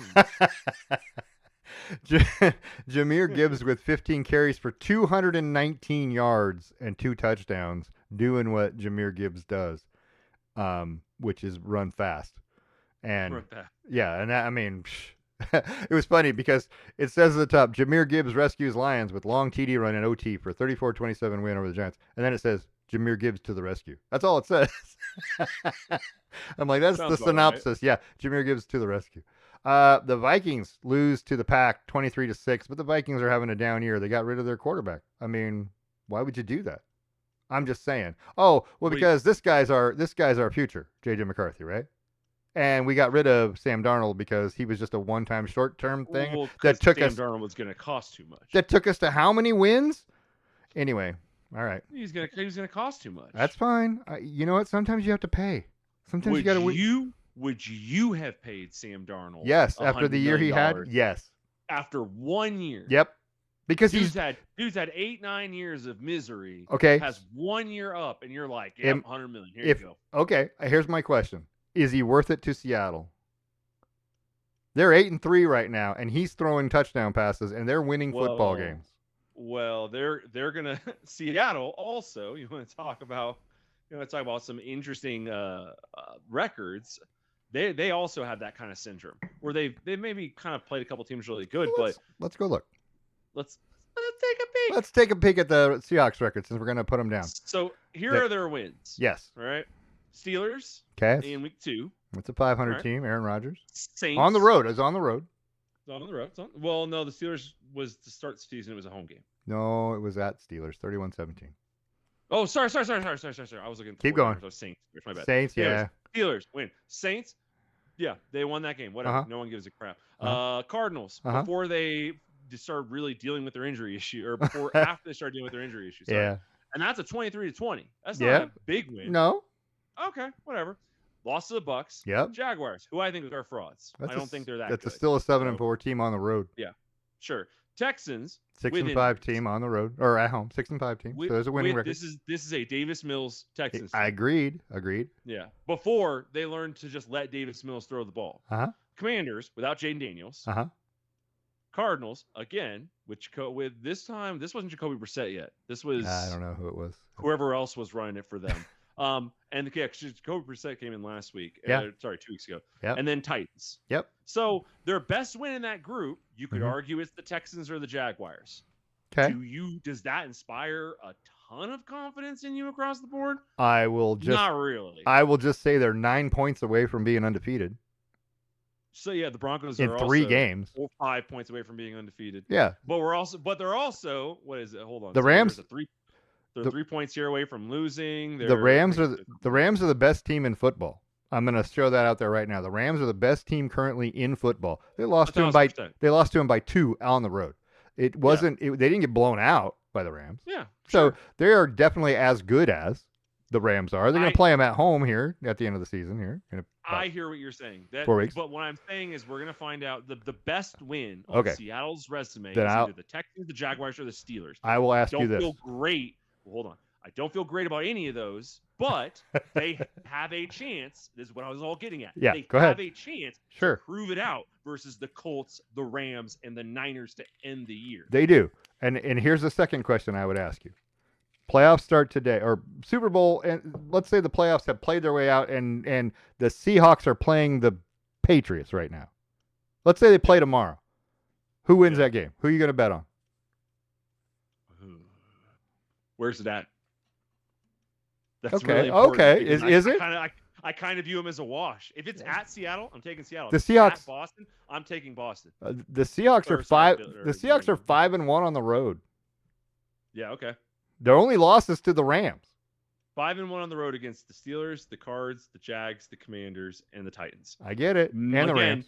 You want to. Oh yeah, and the Rams. You want to hang your hat on that Jaguars or Steelers team win, but those are the Steelers are what now? 6-5. 5-5. Are they 6-5? 6-5. Yeah, so they're 6-5. Jaguars so are 7-4. They're just over 500. The Jaguars have collapsed from their early season hot start, and kind of more proved the team that they were. I just don't have a ton of confidence. And you don't have to. That's fine. I'm just saying. It does seem like they play up or down. So the team that they're playing. That's why their wins. That's why their losses are tight to good teams. Okay. So my question is this: so if they're playing in Seattle, you would take Seattle over New England. The team with the best record in football. Yes. Okay. That's all I wanted to hear. But if they're playing in New England or Atlanta or Houston or Glendale or Tampa or fucking anywhere else other than Seattle, which is a home field advantage in and of itself, I will take probably the other team. Okay. That's fine. Of the playoff teams. The playoff teams. Yeah. All right. But again, they have plenty of time to prove this. I'm not going to learn anything from them by beating the Vikings. No one gives a shit. I'm not going to learn anything about them by beating the Falcons. No one gives a shit. You play the Colts in a couple games. That is the best team that you have played this season outside the Rams. You think so? You think the Colts are that good? They're the best. I mean, statistically speaking, and they're winning pretty well. They've lost 2 games in a row now. One was to the Chiefs. I think that was rigged a little bit, but whatever. You got to keep the Chiefs in the playoff hunt somehow. Mm-hmm. But so I think the Colts are a very, very, very, very, very good team. They're definitely a playoff team, like an unquestionable playoff team. But let's talk about their schedule then. All right, their wins are the Dolphins. They beat the Broncos. Okay, the Titans, the Raiders. Why is everyone just kicking the shit out of Titans? Every schedule we talk about, the Titans have gotten the crap kicked out. the Cardinals. They beat the Chargers. So the Broncos and Chargers, right? Yeah. The Titans and the Falcons. That's who they beat. They beat the Broncos and the Chargers, but nobody else really. That's of note. That's any kind of good. They lost to the Steelers on the road. They lost to the Chiefs on the road. They lost to the Rams on the road. So Indianapolis, if you're playing on the road, is probably a loser. That's all I'm saying, because they played 3 pretty good teams on the road, lost to them all. You know what I'm saying? All of their losses are on the road. So if they're playing at home, that's one thing. They got the 6-5 Texans, the 7-4 Jaguars, the 8-3 Seahawks, the 8-3 Niners, the 7-4 Jaguars, and the 6-5 Texans. Every team they play from here on out is a winning record.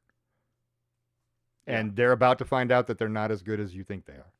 That's what I'm saying. That's a team that's going to finish with 10 or 11 wins because they started out so good, but they're going to be in the 6th seed in the playoffs and play on the road to somebody, and they're going to lose. Here's the thing, though, and you could say this about a lot of people, but you only get the opportunities when you get them, so it is what it is. The Colts have beaten 2 playoff teams at this moment. At this moment, yeah. Broncos and Chargers. Seahawks have not beaten a playoff team, and they played the 49ers, the Bucks, and the Rams. They played 3 and have lost to all of them. Okay. So right now the 49ers are currently in the 7th. Yeah, that's true. Yeah. So they haven't beaten any of them.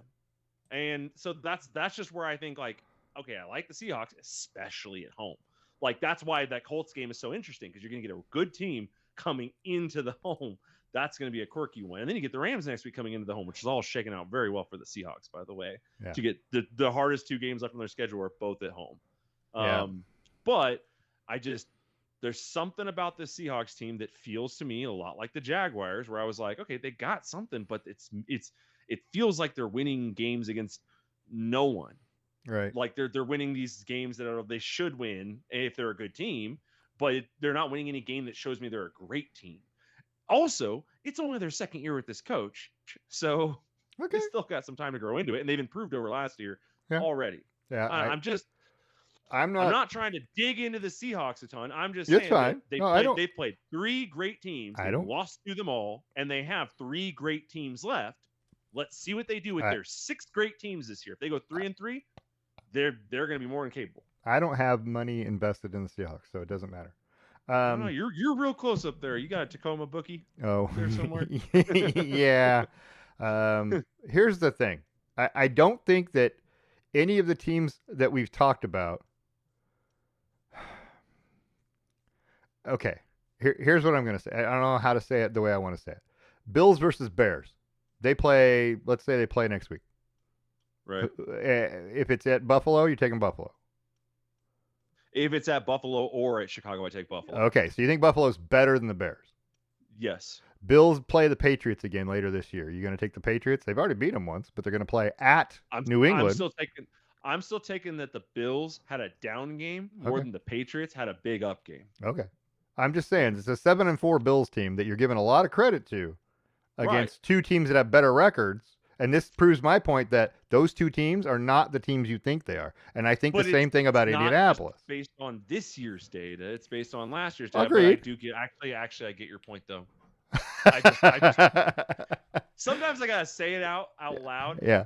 If you have an established history of winning, agreed, and you start losing, yeah, I don't trust that the Seahawks are not, or not Seahawks, the Chiefs are not going to make the playoffs this year. Agreed. I don't trust that the Bills are going to fall out. Run. Right. Exactly. Yeah. I don't trust it. However, the Seahawks are not proven. Good. Yeah, agreed. I get it. They're newly good. The Colts are newly good. It's new money, man. New money. The Colts, with its new money, have done a little more with okay, to prove it a little more. I mean, maybe they just lost to the Chiefs. Much. They just lost to the Chiefs in overtime in Kansas City against the refs and the Colts. They blew the game. They play inside all the time. That's true. I mean, let's be fair that Kareem Hunt ran the ball 30 times for 104 yards, 3-point-something yards a carry.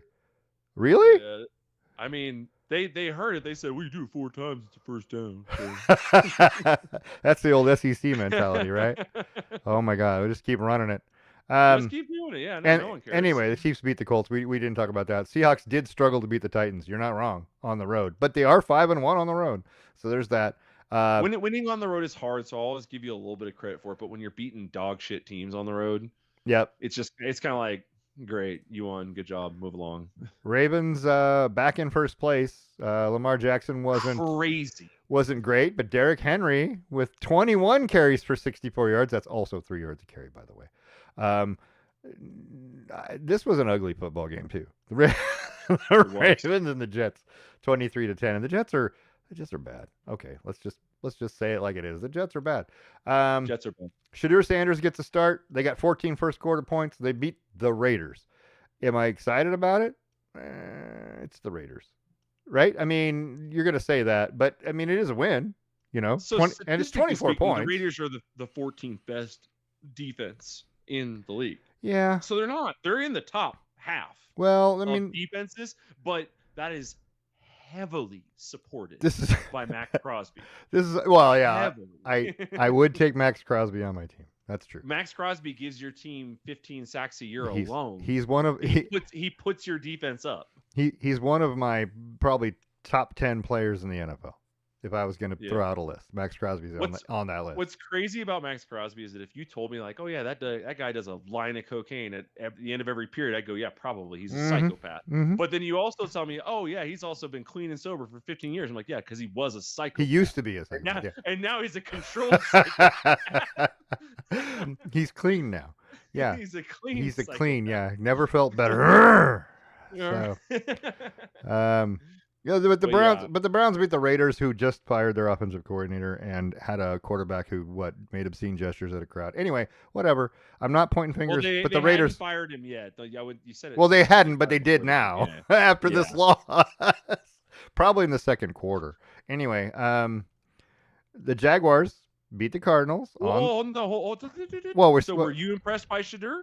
No. I Yeah, mean, same no. thing.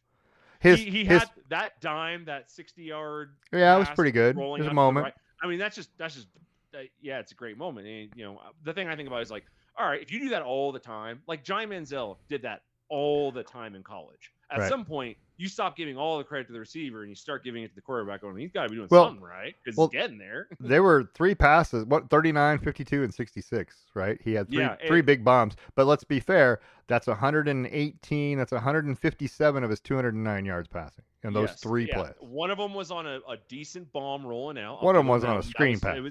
One of them was the second biggest one was on a screen pass. Screen pass. Yeah, that wasn't And him. like, That's just geez blocking. Louise, That's blocking downfield.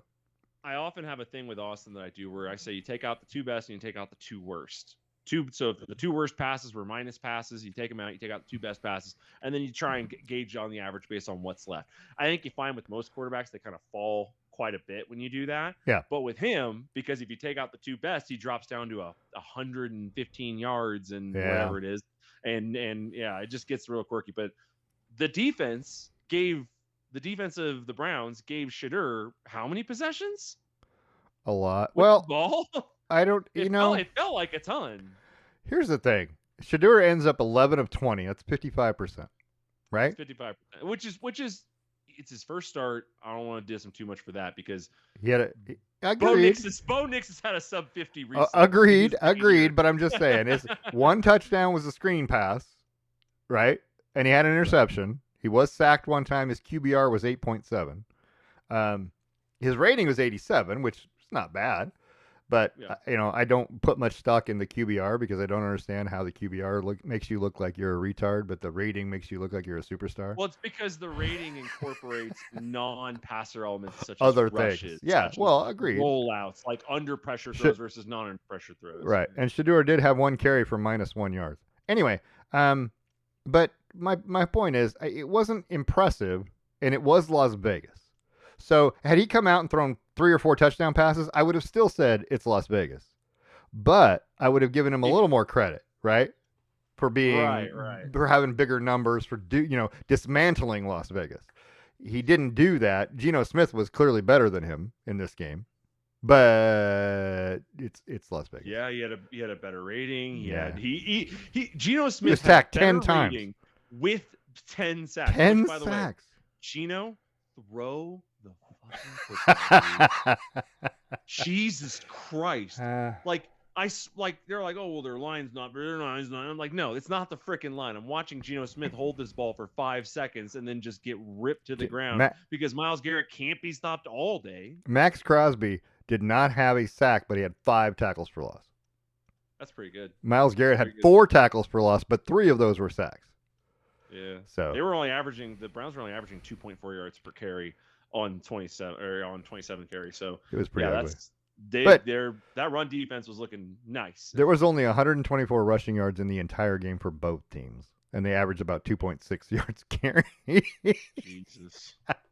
It was an ugly football game, but I mean, it was an ugly football game, but it is what it is. And you know what? I give him credit.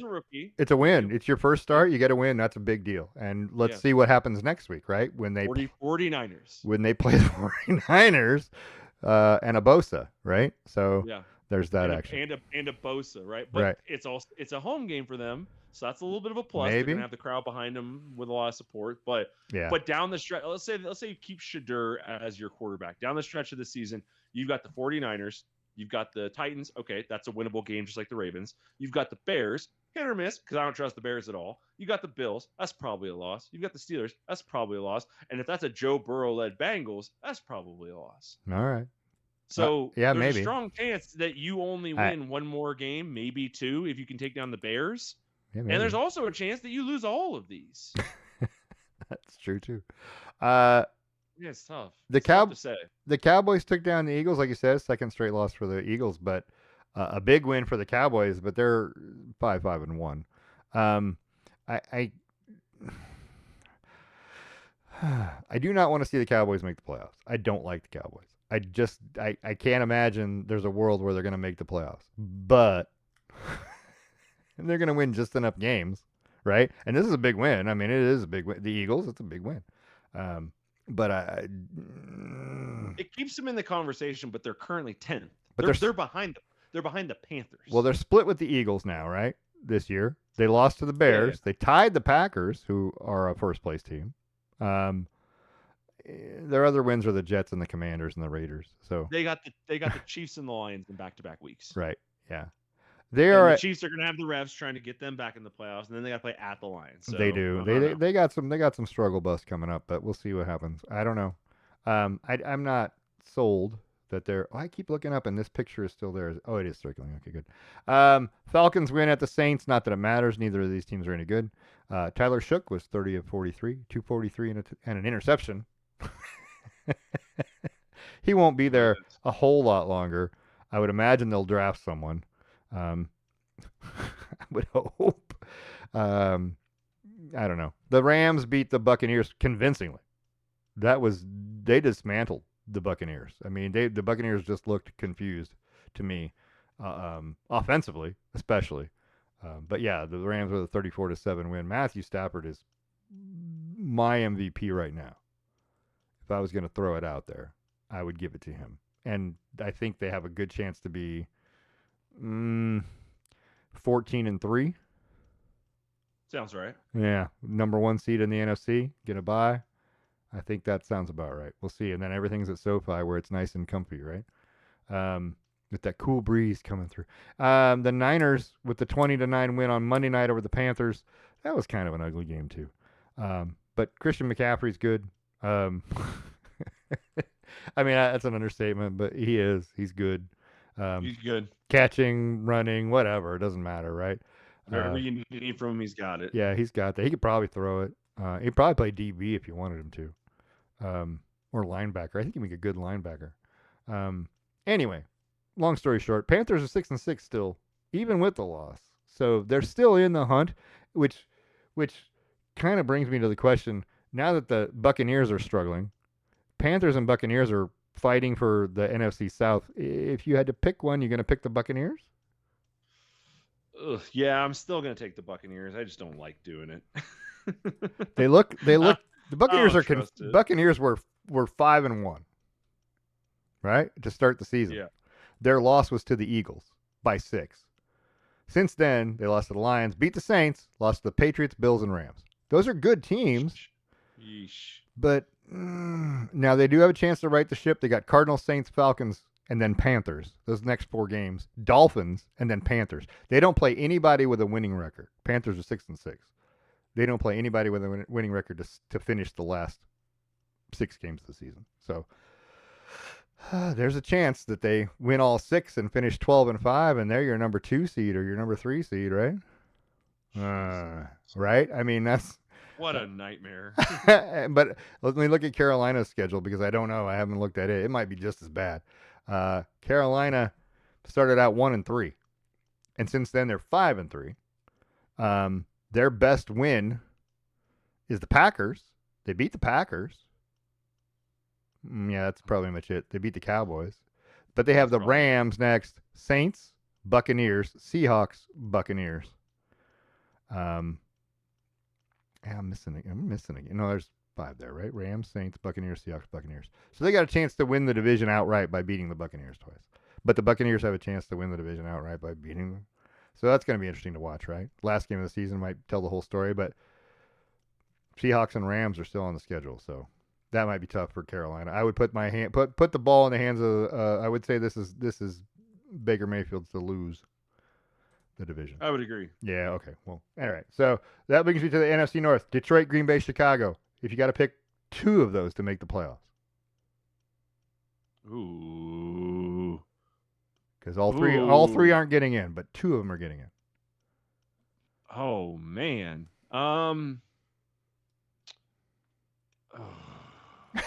Well, damn. That's who's ass out? Detroit, Green Bay, or Chicago? It's gotta be It's Chicago, got. right? That's what I They're think. they're they're gonna drop it at some point, right? You would think that from previous history. Yes. And their That's schedule that's is tough. getting That's a tougher. that's a hard one to answer. Their schedule is getting tougher over the last 6 games. It's going to be a lot harder, but yeah, I don't know. I would pick Chicago out, but that's just me.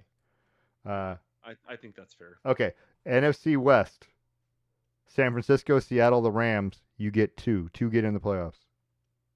Ooh, NFC West. Hmm. I think it's gonna be the Rams. I think it's gonna be Seattle. Okay. Yeah. All right. All right. And last but not least, one of these four teams makes wild card in the AFC. Baltimore, Pittsburgh, because one of those two is probably going to win the division, right? Right. They're Probably. they're going to get in the playoffs. One of those two. Kansas City or Houston. I think it's Baltimore. I think they're trending upward. They're on a 5-game win streak. Okay. And Like if you and they're trending upward. if So Baltimore wins the division and you can put one of the other three in, Pittsburgh, Kansas City, Houston, you're going to go with Kansas City, aren't you? Because you yeah, just can't probably. vote against them, right? Can't keep them out. All right. That's Like what can't justify it. that's what I would have said too. Yeah, I don't know. I feel like this is going to be. It's interesting. The NFC has a interesting, and you know what? Let's look at it because we're here. I've got it open.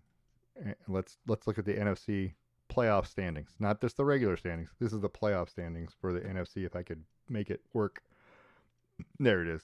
Rams, Eagles, Bears because they're in first place in the division apparently, and Buccaneers, who have a division. They get in because they're a division winner, right?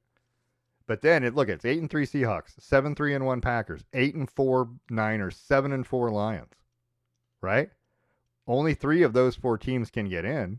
One of them's ass out, and Carolina's right there at 6-6. They could knock Tampa Bay down, and Tampa Bay's schedule's easy. We know they could finish with 10 wins easy. Jeez. I know, right? It's gonna be a mess. It's right? a it's a mess. So it's the only way to say it. It's a mess. So, it'll be interesting. I think I like the NFC. I like this mess. I like the way this is headed, and I like a lot of chaos because that's just what I do. The AFC doesn't. It is chaotic, and in the middle of it's chaotic because let's be honest. The 6-5 Ravens, the 7-4 Chargers, the 7-4 Jaguars, the 7-4 Bills, the 6-5 Texans, 6-5 Steelers, 6-5 Chiefs. Woo! That is 4 through 10 are within one game of each other. Jeez Louise. Yeah, and the tiebreakers over there on the right, but most of it's based on division games or conference games, conference winning percentage. The Chiefs, and here's what I meant to say earlier: the Chiefs are in a terrible spot. They are 3-4 in the conference, and 1-2 in the division. They have the worst conference record of any of those teams, and so that's a tiebreaker. That's when it comes down to it. If you're not in the same division, that's a huge tiebreaker. The Steelers have a 2-game lead. The Texans have a 2-game lead on them. The Chargers have a 2.5-game lead on them over in just conference record.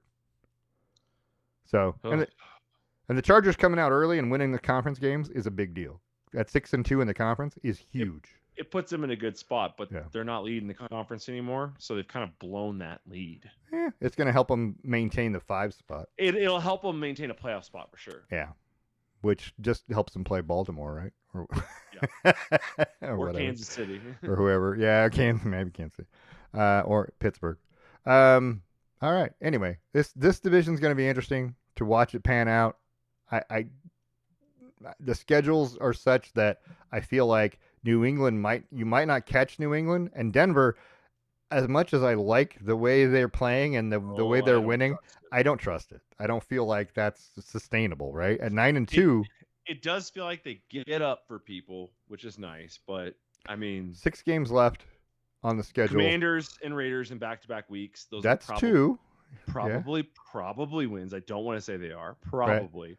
Then you got the Packers at home. And the Jaguars at home. I think the Jaguars are pretenders. The Packers, I don't think are pretenders, so that's a dangerous game. You could drop that one, but they're home games. So we haven't lost at home this year. Knock on wood. Knock on all the wood in my house. Let's just say this. Let's just the say Broncos could be heading into Chiefs, Chargers, on a 12-game win streak or whatever, Yeah, 10-game they win streak, could 11-game be. win streak. 11-game win streak going into the Packers. They've won 9. Well, no, 1, 2, 3, 4, 5, 6, I think we're at 7, 9, right? 7. Their win streak is 7 right now. Oh, 7. Never 8. mind. Sorry. It's 8. 1, 2, 3, 8. 4, That's 5, right. 6. Okay. They're 8. So they're at 8 straight. 9 with the Commanders, 10 with the Raiders, but those are both on the road, so be careful. But Be careful. Yeah. but that's 10. If they had a 10-game win streak playing at home against the Packers, I do think they're better than the Jaguars. If they can beat the Packers and win both of those games, this is all of a sudden a 13-2 team with the question is it out of reach? with 2 games left, the Chiefs and Chargers. Yeah, and if you're looking at the Chiefs, and the Chiefs have won kind of everything moving forward, like is it out? If the Broncos get to 13-2, is it out of reach for the Chiefs? Not the Chargers, but out of reach for the Chiefs to get to us. For the division, yes. For the division, because you got a 3-game lead in the loss column right now. Yeah. So with that game, that would be 2 games left. So there was no way they could catch you. Yeah. But the Chargers can. But the Chargers can. Yeah. If you drop a game somewhere and the Chargers catch up 1 game, that last game might be for the division title. Well, we could be looking at Broncos and Chargers both win up until the final 2 weeks, and then the Broncos drop one to the Chiefs. And then the Chargers. And then the reason I say that is because the Broncos and the Chargers have the same conference record, right? But the Chargers are 3-0 in the division. The Chargers actually have a better division record. So if you know what, I don't want to do this. I don't want to do this with the Broncos because they're playing so good right now. I feel my hopes swelling a little bit, and I don't want to. I'm over here going, yeah, we should probably beat the Commanders. I should stop that. That Hansel's so hot. Because Marcus Mariota is about to have 400 yards passing against and then I don't know. Is he even playing still? Is he even still there? I mean, I thought they benched him. Starter. No, he's their starter unless Jaden Daniels comes back. But there's rumors that Jaden Daniels is a long shot to play on Sunday. So TBD. Okay. Let's just look at the Commanders' listed injuries, which I'm looking at right now. Treylon Burks, Noah Brown. They got 3 wide receivers on this injured list. 4. Terry McLaurin. There's 4. Right. Jeez, Luke McCaffrey. There's 5. Oh, Luke, no. They got 5 wide receivers on this list and a tight end. Oh, that was from that was from 4. But they were all put on injured reserve. Man. Yeah, they do. They got some issues. They got some injury issues. I don't know. Jaden Daniels he's questionable. So that's his particular status. Questionable. I don't know. And then if you're looking at the depth chart, I think it is Marcus because Josh Johnson's not playing. I mean, based on the information presented to us, the Broncos should beat the Commanders, but they're the Broncos. It's been a hard 11 years. Look at all those 10 years. Look at all those Qs and IRs in the offense, just in the depth chart. Jeez Louise. Right? Austin Eckler, out. Luke McCaffrey, out. Terry McLaurin, out. Treylon Burks, out. Right? Jaden Daniels, out.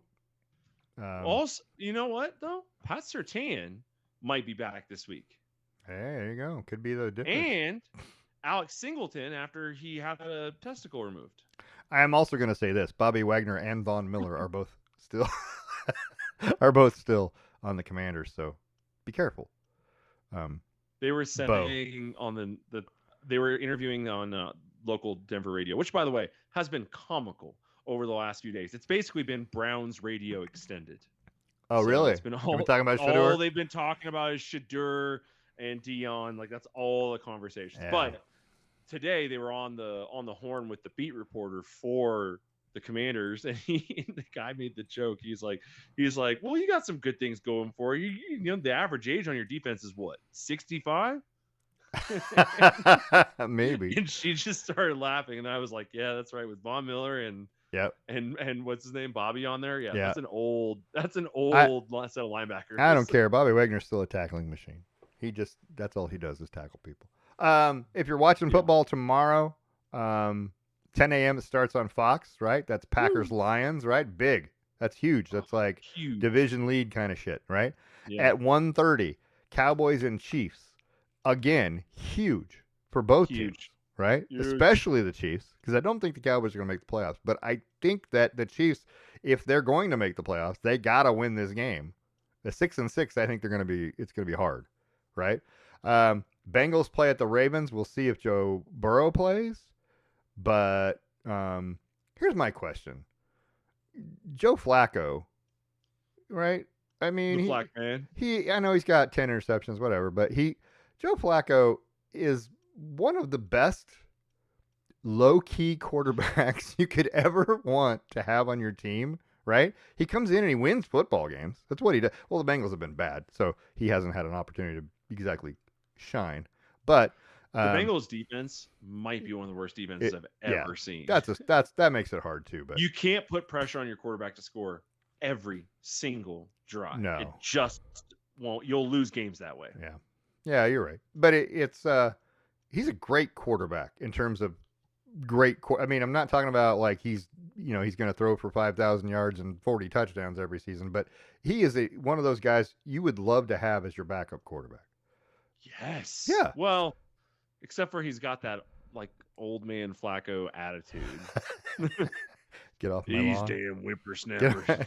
Kids, get off my lawn. Give me that damn pigskin. Let me show you how it's done. And then Friday, Bears Eagles at noon on Prime Video. If you're watching from Philly, Shit, right? I'll be flying at that time. Hopefully, I can watch it. That couldn't get much bigger. Chargers get the Raiders on Sunday for another chance for a division and conference win, which is huge in tiebreaker terms. The Browns play the Niners. We're going to find out more about Shadur Sanders. And as beat up as the Niners always are, God, they find ways to win. They find ways. I mean, they're competing for that division closely. Yep. So. Yep. Jaguars Titans. Okay. Nobody cares. Texans Colts is huge for the division, right? It's pretty big. Pretty big. Playing down there in Lucas Oil Stadium. Dolphins and Saints. No one cares. Falcons and Jets. No one cares. Cardinals and Buccaneers. It's huge for Tampa Bay. It's not so much for the Cardinals. No, they're out of the thing, but Tampa Bay needs a win. Rams play at the Panthers. I don't see that being an issue for the Rams. Vikings Seahawks. Sam Darnold against his former team. That'll be interesting. And by the way, Jackson Smith and Jigba was the one thing we didn't talk about for Seattle. Good night. 80 catches, 1,313 yards. Whatever. He's the reason. So it's funny because in this offseason, I talked to Austin. I was like, what the fuck are the Seahawks going to do with 3 slot receivers? Because that's who they had. They had 3 slot receivers at the time. And I was like, how are you going to distribute the ball this way? Right. Well, they found the answer. You don't. You don't pass it to anybody else. There's no reason Just to. one guy.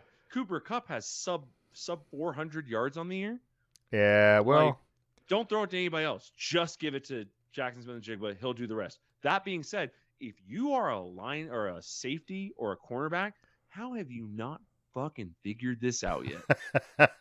As soon as Sam Darnold drops back, it's either going to JSN or it's a dump ball. Are the NFL quarterbacks so good at finding another guy that if you double team their number one, that you can't do that? Is that what it is? Because no one does that. I don't think so. No one really does it. I think it's true. I just think that, I don't know, like the implication is almost that your drop off between your 1, 2, and 3 cornerbacks is so massive that if you double up with 1 and 2, you're screwed. You got nothing. They're going to score a touchdown.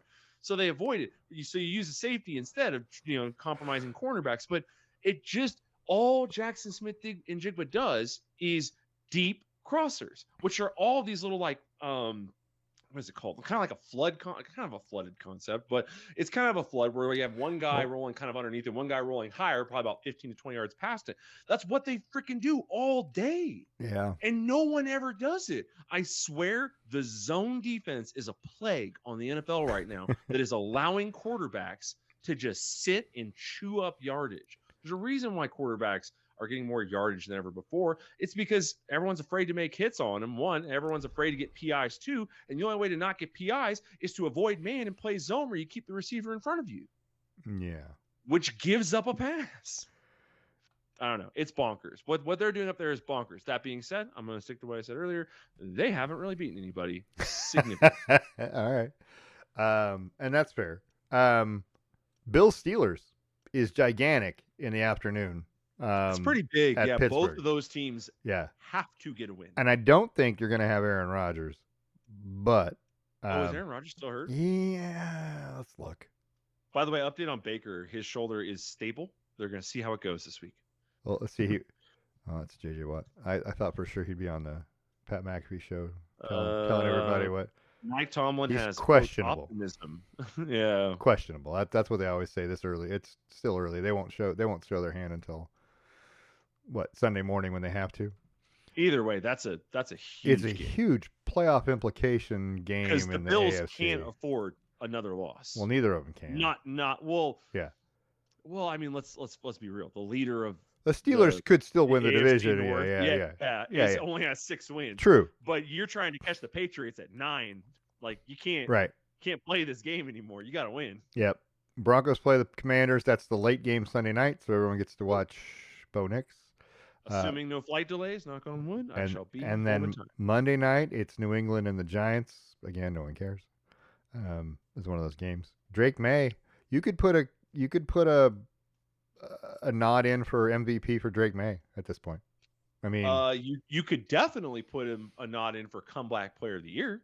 Sure, but I mean, even he's got 3,100 yards passing, which is significant. He's the leading yardage in terms of the NFL. So, but how are you not like? I mean, all right. So who are let's say your top 3 NFL MVP guys right now? So Jonathan, and not based on odds, but yeah, Jonathan Taylor. John Taylor's had a fantastic year. Fantastic year. Matt Stafford. Yeah. Matt Stafford is my number 1. And then I'd have a third, but you're going to make me put a third guy out there. Drake Hell, May's not a bad I might vote for Jackson Smith and Jigba. If he ends up at 2,000 yards, he should get it. He's got 6 more games. So he's got 6 games and he only needs 600 more yards. Even if he ends up at like 1,900 yards, I mean, if he gets 100 yards a game from here on out, ends up with 1,900 and something yards and 10 touchdowns with 90 something receptions. You don't even get 100 receptions, he's going to have freaking 1,900 yards. That's ridiculous. So I'm gonna go look at his stats real quick because I want to see if in the good games he's played. So in against those good teams, San Francisco he had 124 yards. Yikes. Yeah. Tampa Bay had 132 yards. Yikes. He hasn't. The Rams he had 105 yards. Yikes. He hasn't his had worst games were against New Orleans, crappy teams. Yeah. And Arizona because they ran the football. I don't understand. So yeah, he hasn't shied away from the spotlight, although his best game was against the fraudsters themselves. Oh, sorry. Jacksonville and Tennessee are his 2 best games, 162 and 167. Those are both frauds. So. Okay. Still got to catch the ball. Yeah. You do still have to catch the ball. By the way, he does have 2 fumbles on the year. Fun fact. Okay. I'm still going to put, I would still maybe give him a third place vote. 80 receptions. I'm going to give him a third place vote for MVP. I think you should. Well, I mean, but like for a 6th man of the year, Drake May, that's a great choice. Daniel Jones for comeback player of the year. Yeah, Drake. Yeah. Caleb Williams, if they make the playoffs in that division. Yeah. Jeez Louise. Like, I don't want to give it to Josh Allen. I don't want to give it to Jalen Hurts. I don't want to give it to Patrick Mahomes. Keep them out of here. There are plenty of talent outside of these guys. Right. Yeah, but I mean, Matt Stafford, his team is winning, and he's quietly, he's got 30 touchdown passes. Myles Garrett is another. Myles Garrett, dark horse. 18 sacks here with 6 games to go. Right. He's going to smash the sack record. Some record that was 22 or 23 is going down. It was set by T.J. Watt, right? 12. No, it's tied. T.J. Watt and Strahan, 22 and a half. 22 and a half. There you go. So he needs 4.5 sacks in 6 over games. the next 6 games. Yeah, I think that's. Buddy, if you aren't calling all outs for him to get him halves at least, he got 3 in the last game. So, come on. Well, I mean, freaking Geno Smith, right? Yeah. Well, I mean, whatever. Yeah, it's true. Throw the ball. You got to get rid of the ball. But yeah, I feel like. Yeah, you could make a case for Myles Garrett. Yeah, absolutely. There's 3 guys on here with 5 interceptions. 2 of them are from the Bears. What? That's a team. Look at that. 5. There's 3 guys from the Bears in the top 4 in the NFL interceptions. This is how they're winning. Yeah, and again, it's suspicious. The schedule is what the schedule is, but that's still you still got to intercept the ball. That's 14 interceptions from those three guys. There are teams out there who don't have 14 interceptions. Um, so That would be the Broncos usually early in the season. so yeah, I would Jackson Smith and Jigba. He's Yeah, Jonathan put them on the Taylor. list. I'm gonna go with that, and I just went with the leading guys in terms of touchdown passes, rushing yards, and receiving yards. I think I have blanketed it pretty good. I did forgot left Miles Garrett out, but if a defensive guy is gonna win They it, put it's him at 4. probably gonna be him. Nick Yeah. Benito was on a track to win it because Nick Benito's got 15 sacks, I think, on the year, but he's not catching. Well, I don't know. I need to look and see. Has Miles Garrett just had a couple big games? You want his game log? Is that what you want? Because I know that that's what happened with Nick Benito. Is he had one game with like 4 or 5, and so I'm like, does Miles Garrett just have like he had 5 against New England, but he's had 14 sacks, 7, 8, 13 sacks, 14 sacks in his last 5 games. Yeah, he's on fire because he was here, and 3 losses, and then boom, he just all of a sudden turned a page, right? Yeah. Woo. Yeah, he's doing great. And that's what he's on fire. This is what you say when you get this guy's a specialist, right? Because he's got 44 total tackles, but 18 of them are sacks. For God's sake. Yeah, he doesn't do anything but nothing else. Yeah. But rush the edge. Yeah, he ain't doing anything else. So yeah, no, that's pretty impressive. I mean, it really is. There are other guys. When I say like Bobby Wagner, he's a tackling machine, and because he's got 107 tackles this year, and he still has 6 games to play. Still has 6 games to play. Yeah. He's gonna end up with 150 tackles, which is crazy numbers. Which is projected to get 165. He's got 1,945 career total tackles in how many games? Pretty good. Yeah, I mean the man that's what he does. He just tackles people. So anyway, I like Bobby Wagner because you know why? Not many guys out there just tackle people. Everybody's trying to hit someone. Bobby Wagner is a tackler. So anyway, yeah, I don't know. If I had to pick one guy that would win right now, the MVP, it's going to be Matt Stafford if the Rams win. If the Rams just keep doing their job, yes. Yeah. He'll have 40 something touchdown passes by the time it's over. Did you hear it's been 27 passes or touchdowns since he's thrown an interception? Yeah, it's pretty crazy, right? That's insane. Yeah. Gosh, dang. He's on fire. Whoever said his back was hurt is ridiculous. Yeah, he's got a 66% completion percentage, 30 touchdowns, and 3 interceptions? Currently leading the 2. division with a chance to just seal it up. He has 2. 30 touchdowns and 2 interceptions. He's on fire. He's got a pace to throw 46 touchdowns. That would put him up there on the list. Yeah. I mean, it's not Drew Brees 50, but it's pretty damn good. Right? If he throws 46, that'll slot him in right at tied with Drew Brees for 46. Yeah. Yeah. But his projected totals for 25, 4,300 yards passing and 46 touchdowns with 3 interceptions. Those are MVP numbers. I don't care who you are. That has to be the MVP. I mean, Tom Brady doesn't do it that good. Yeah. So, yeah, it's ridiculous. It's crazy. Matt Stafford has had 2 other 41 touchdown seasons in 2011 and 2021, 10 years apart. Yeah. Yeah, he was. The dude's got a place in the top 15 already. He's trying to get a place in the top 10. He's a Hall of Famer. There's no doubt. The number of yards that he acquired, that he just amassed in Detroit, was crazy before he even came. He reminded me a lot of Damian Lillard in that he did crazy things, great stats, just absolutely wild, but 0 accolades postseason really to show for it. And then he came to LA and won a title, and you went, okay, put him in. Put him in Canton. Okay. It was the only potential argument against him was that you get 2 arguments, I suppose. 1, he doesn't have a title. 2, he just threw it to Calvin Johnson. But now he's done it at 2 teams, so we can can that crap. Yeah, he's undoubtedly insane. Yeah, it's those, when they talk about Aaron Rodgers and his best years where he didn't throw interceptions, he didn't turn the ball over. This is crazy better than that. I mean, this is like, I know Aaron Rodgers had a couple seasons where he threw 5 or less interceptions, right? But did he throw 46 touchdowns at the same time? Because, oh my gosh, that's amazing. So the single best touchdown interception ratio in a season currently Uh, the two front runners for it are Yeah. Jalen Hurts and Matt Stafford this year, because Jalen Hurts is 17-1 and Matt Stafford is 30-2. They would be the top two leaders in NFL history. Wow. Number 3 is Tom Brady, 28-2, 14.0. Nick Foles in 2013, 27-2, 13.5.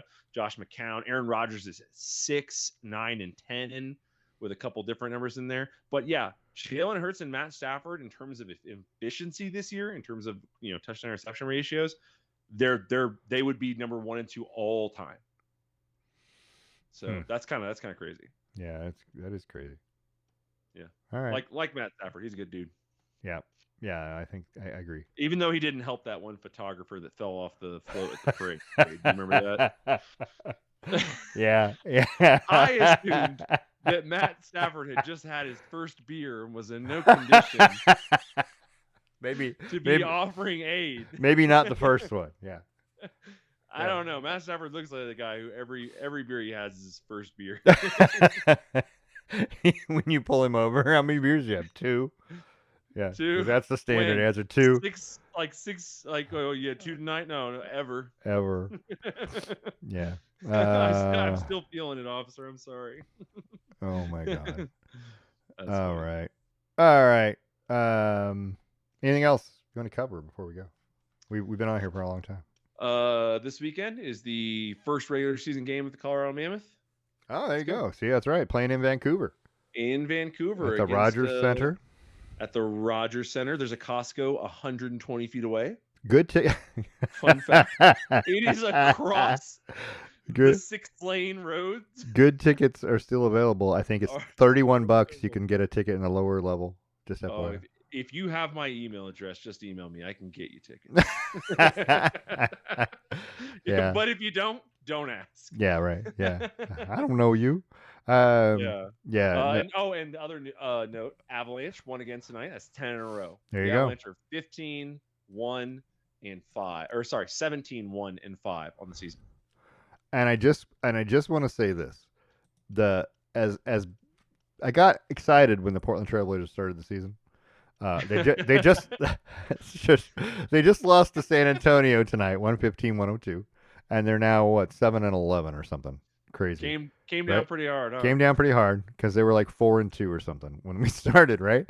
But they are still the only team to have beaten Oklahoma City this year. Oklahoma City's 17-1. You know what? When we wear that, there you go. Claim with honor.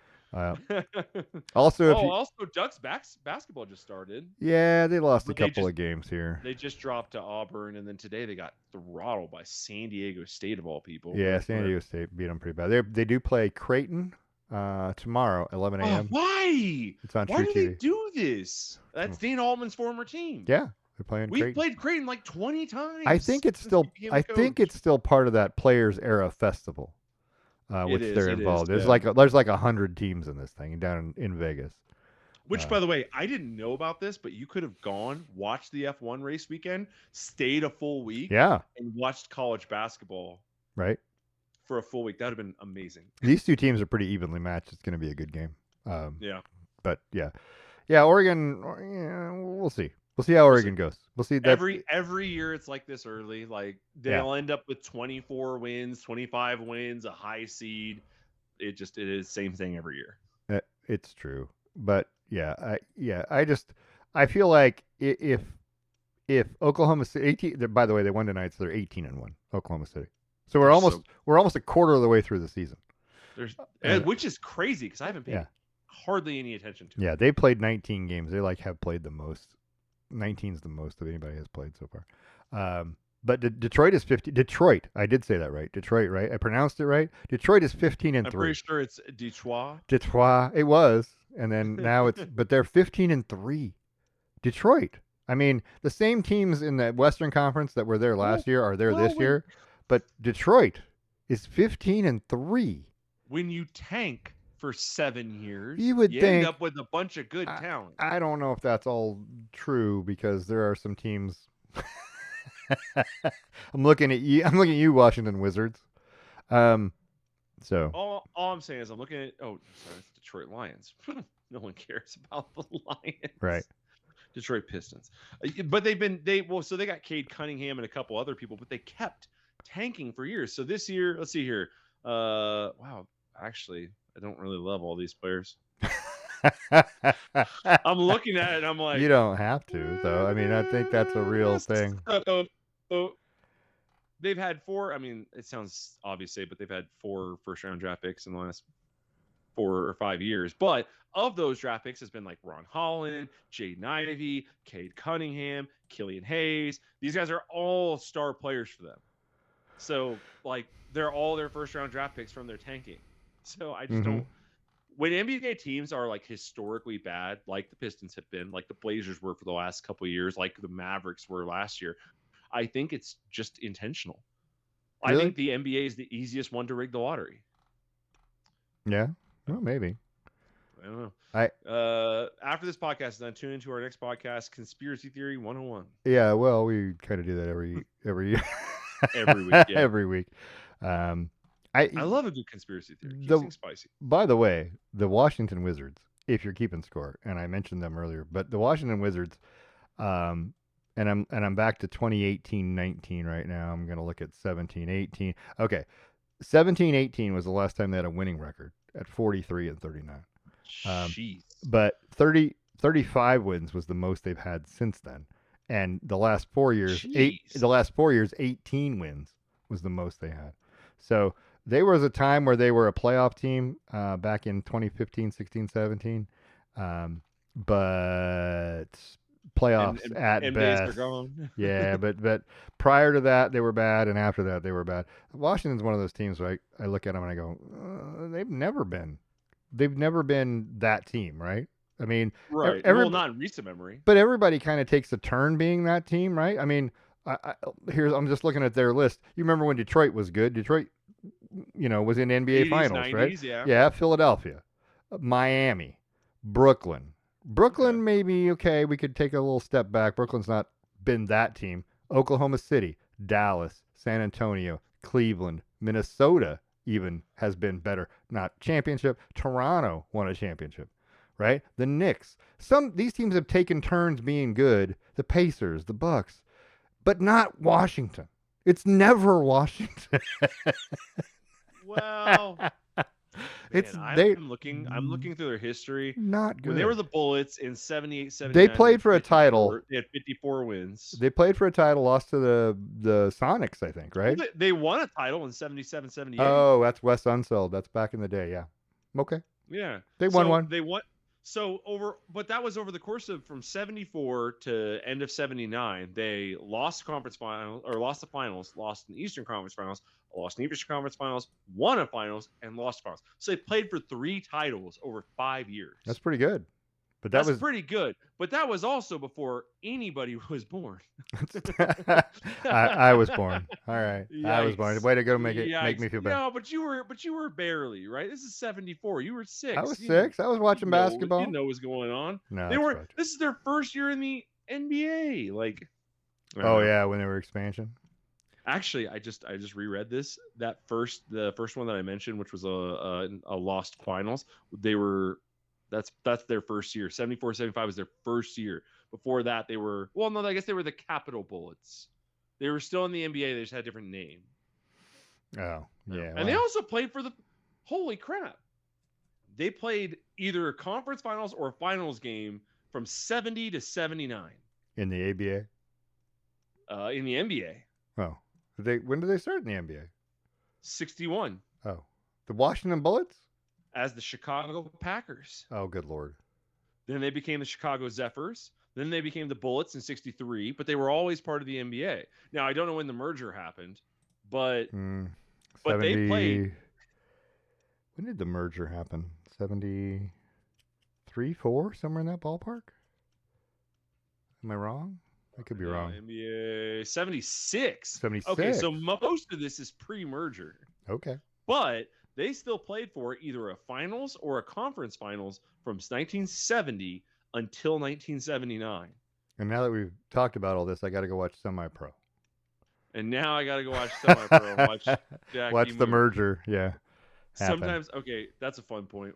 So me and Nico, who's my assistant, we toss things to each other all the time at work. I get practices, and sometimes I'll toss them. And I'll say, "Give it right back. Give it right back. Send it back." And they'll toss to me. I'll toss it right back to him.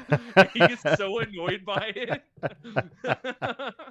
Yeah, that's We do it with like tape or like what's it called, drills, anything that's in our hands. Like, give it here. Come on, I'm open down here. I don't like it. Take it back.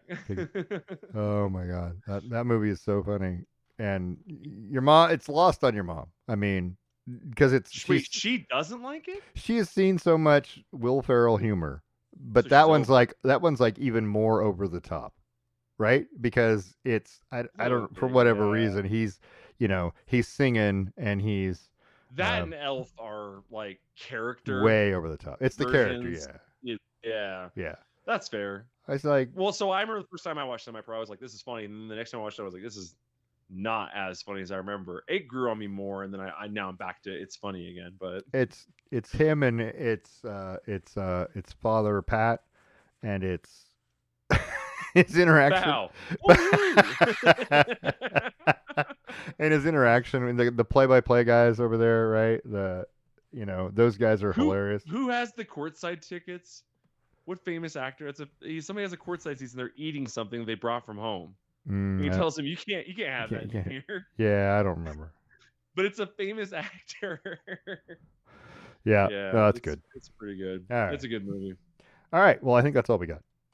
That is about all we got. Yep. So I want to thank everybody for listening. We'll have another show. We're doing a show next week. Yes. Yeah. Okay. We're doing a show next week. We want to thank ABC, CBS, NBC, ESPN, Fox Sports. We also want to thank the National Lacrosse League because we mentioned them, right? And and whoever else is out there, Formula One. This has been a Brain Rock production, a division of Lonely Tree Media, and we'll see you next week.